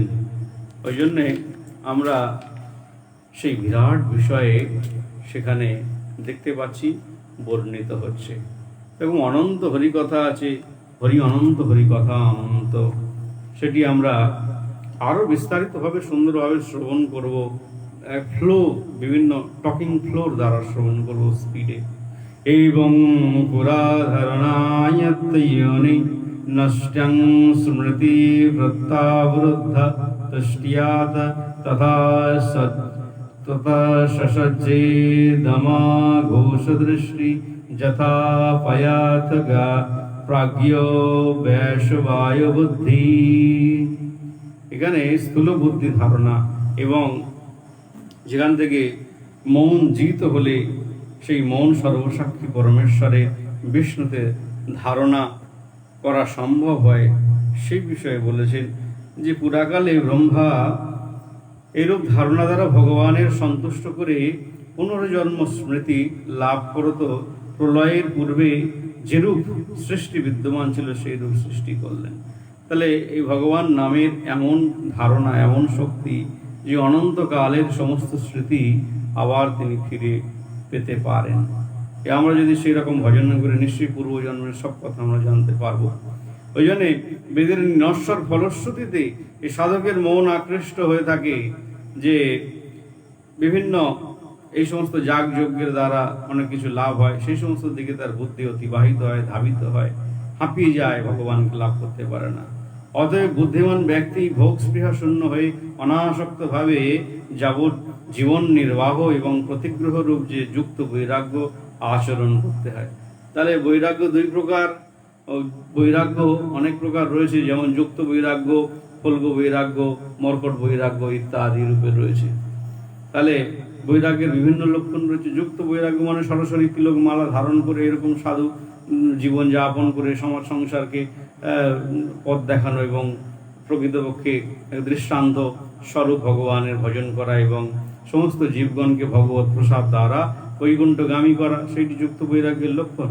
আর কি না, যেখানে ফল্গ বৈরাগ্য, তার মালা তিলক আদি সমস্ত কোনো বৈশিষ্ট্য লক্ষিত হয় না, কিন্তু যেমন ফল্গু নদীর উপরে শুষ্ক বালি এবং অন্তরে জলরাশি প্রবাহিত হয়, সেরকম অনেক মানুষ আছে তাদের অন্তরেও ভগবানের ভক্তি রয়েছে, বাইরে কিন্তু সেগুলো বোঝা যায় না, তেমনও আছে। আবার বহু বৈরাগ্য রয়েছে না, যেখানে যেমন বৃক্ষচারী বানর আদি, তাকে শাখা মৃগ বলা হয়, সে ফলমূল গ্রহণ করে থাকে, অন্য ভাত মাছ মাংস কিছু খায় না, তাহলে তো সে তো পরম সাধু হবে, কিন্তু সময় পেলে কলাটা আঙুলটা নিয়ে চম্পট দেয়। তাহলে এইরকম বিভিন্ন আমাদের স্বভাবজনিত বিভিন্ন ব্যক্তি আমরা দেখি সমাজ সংসারের মধ্যে, তার দ্বারা প্রকৃতপক্ষে কোনো মঙ্গল হয় না। ওই জন্য যুক্ত বৈরাগ্যই হলো সর্বশ্রেষ্ঠ। ওই জন্য এই নৈসর্গিক এই ভাগবত প্রদত্ত বস্তু সকলে কথিত থাকলে সেখানে ওই সকলের জন্য বৃথা প্রয়াসের আবশ্যকতা কি? যেখানে ভক্তি গ্রহণ করলে, ভক্তিকে লাভ করলে আমরা সব কিছুকে লাভ করতে পারি, তাহলে অন্য বস্তু লাভ করার আমার কোনো দরকার নেই। সেই জন্য সহজপ্রাপ্য বস্তু থেকে এই ধন অন্ধতা এবং ধন মর্ম অন্ধতা এই ব্যক্তিগণের নিকটে যে সেই প্রার্থীও হওয়ার কোনো প্রয়োজন নেই। যাদের অনেক ধন আছে তাদের কাছে গিয়ে খালি লেজ নেড়ে নিজে হাত জোড়ো করে আমাকে ভিক্ষা দাও সেই কথা বলার কোনো প্রয়োজন নেই। প্রকৃত যারা ভগবানের ভক্ত হবে সেখানে ধর্ম অর্থ কাম মোক্ষ এবং জন্ম ঐশ্বর্য শত শ্রী আদি সব কিছু তার চরণতলে এসে পতিত হয় ভগবানের এইরকম চৌম্বকীয় আকর্ষণ। সেই জন্য পশু অর্থাৎ এই যে কর্মজড় ভিন্ন কোনো ব্যক্তি যে ভগবত আরাধনায় অনাদরপূর্বক যে বিষয়ে চিন্তায় রত হলে এই যম দ্বারস্থ বৈতরণী নদীতে পতিত হয়। ওই জন্য সেই বৈতরণী নদী এত খরস্রোত, সেখানে কুমির আদি ইত্যাদি রয়েছে। তেমনি এটা আমাদের জীবনটাই হলো সেই বৈতরণী নদী। যদি আমরা ভগবানকে ভজন করবো বলে চিন্তা করি, তাহলে সেখানে মুহূর্তের মধ্যেই কত কিছু এসে উপস্থিত হয়ে যায়। তাকে সাধন ভ্রষ্ট করবার চেষ্টা করা হয় এবং যার দ্বারা সে ভগবত বিষয়ে ধারণা করবে কি, ওই কামিনী কাঞ্চনের কথা চিন্তা করতে করতে তার সময় অতিবাহিত হয়ে যাবে। আর এই প্রকার নরম মন দেখে যাতে তার সেবা করতে পারে, দেহকে সুখ লাভ করতে পারে এবং তাকে যৌন সুখের আনন্দ দিতে পারে, অনেকবার সম্ভোগ করতে পারে, যা বলবে সেটা এনে দিতে পারে, এরকম নিজের তুষ্টির জন্যে সমস্ত জীবন জুড়ে যাদের বিবেক অবরুদ্ধ হয়ে আছে, তারা এখন সমাজ সংসারকে জানেনি, ভগবত বিষয়কে বুঝতে শেখেনি, সদ্গুরু পাদাশ্রয় করেনি, তাদেরকে মায়ার তীব্র শক্তি দ্বারা প্রলোভিত করা হয়। মায়ার এইরকম ক্ষমতা, কিন্তু এর দ্বারা পাপ উৎপন্ন হয়, আর কিছু না। ওই জন্য এই জীবনটাই বৈতরণী নদীর মতো। যারা এই সমস্ত বিষয়কে পরিত্যাগ পূর্বক যদি না স্বধর্মকে পালন করে, মৃত্যু অনিবার্য এবং কখনো ভগবান তাকে ক্ষমা করে।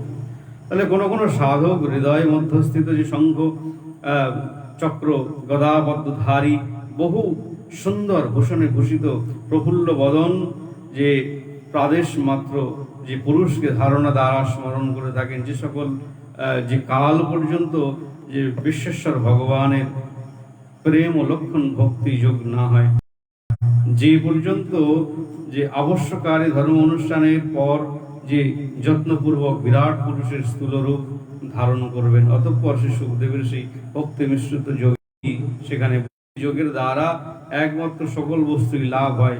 এইটি হলো সাধ্য সাধন তত্ত্ব। আর কি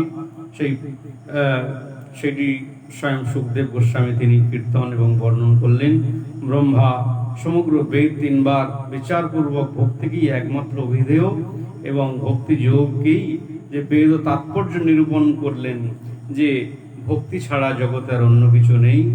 তাই যে সর্বদা সর্বত্র এবং সর্ব অন্তঃকরণে মনুষ্য মাত্রেই দুর্লভ মানস দেহ দেহিনাম ক্ষণভঙ্গুর তত্রাপি দুর্লভং মন্যে বৈকুণ্ঠ প্রিয় দর্শনম।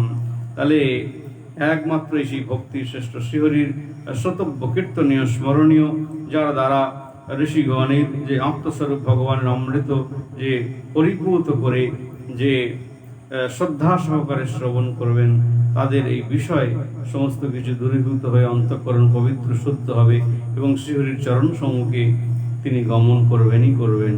শব্দ্যাশ্রী ব্রহ্মণা এইষ পন্থা জন্যাবিধায়তি ধীর পার্থৈ পরিভ্রমং স্তত্র না বিন্দতে প্রার্থনান। তাহলে এই প্রকার পঞ্চকল্পতরুভ্যশ্চ কৃপা সিন্ধুভ্যৈব চ পতিতানাং পাবনেভ্যো বৈষ্ণবেভ্যো নমো নমো।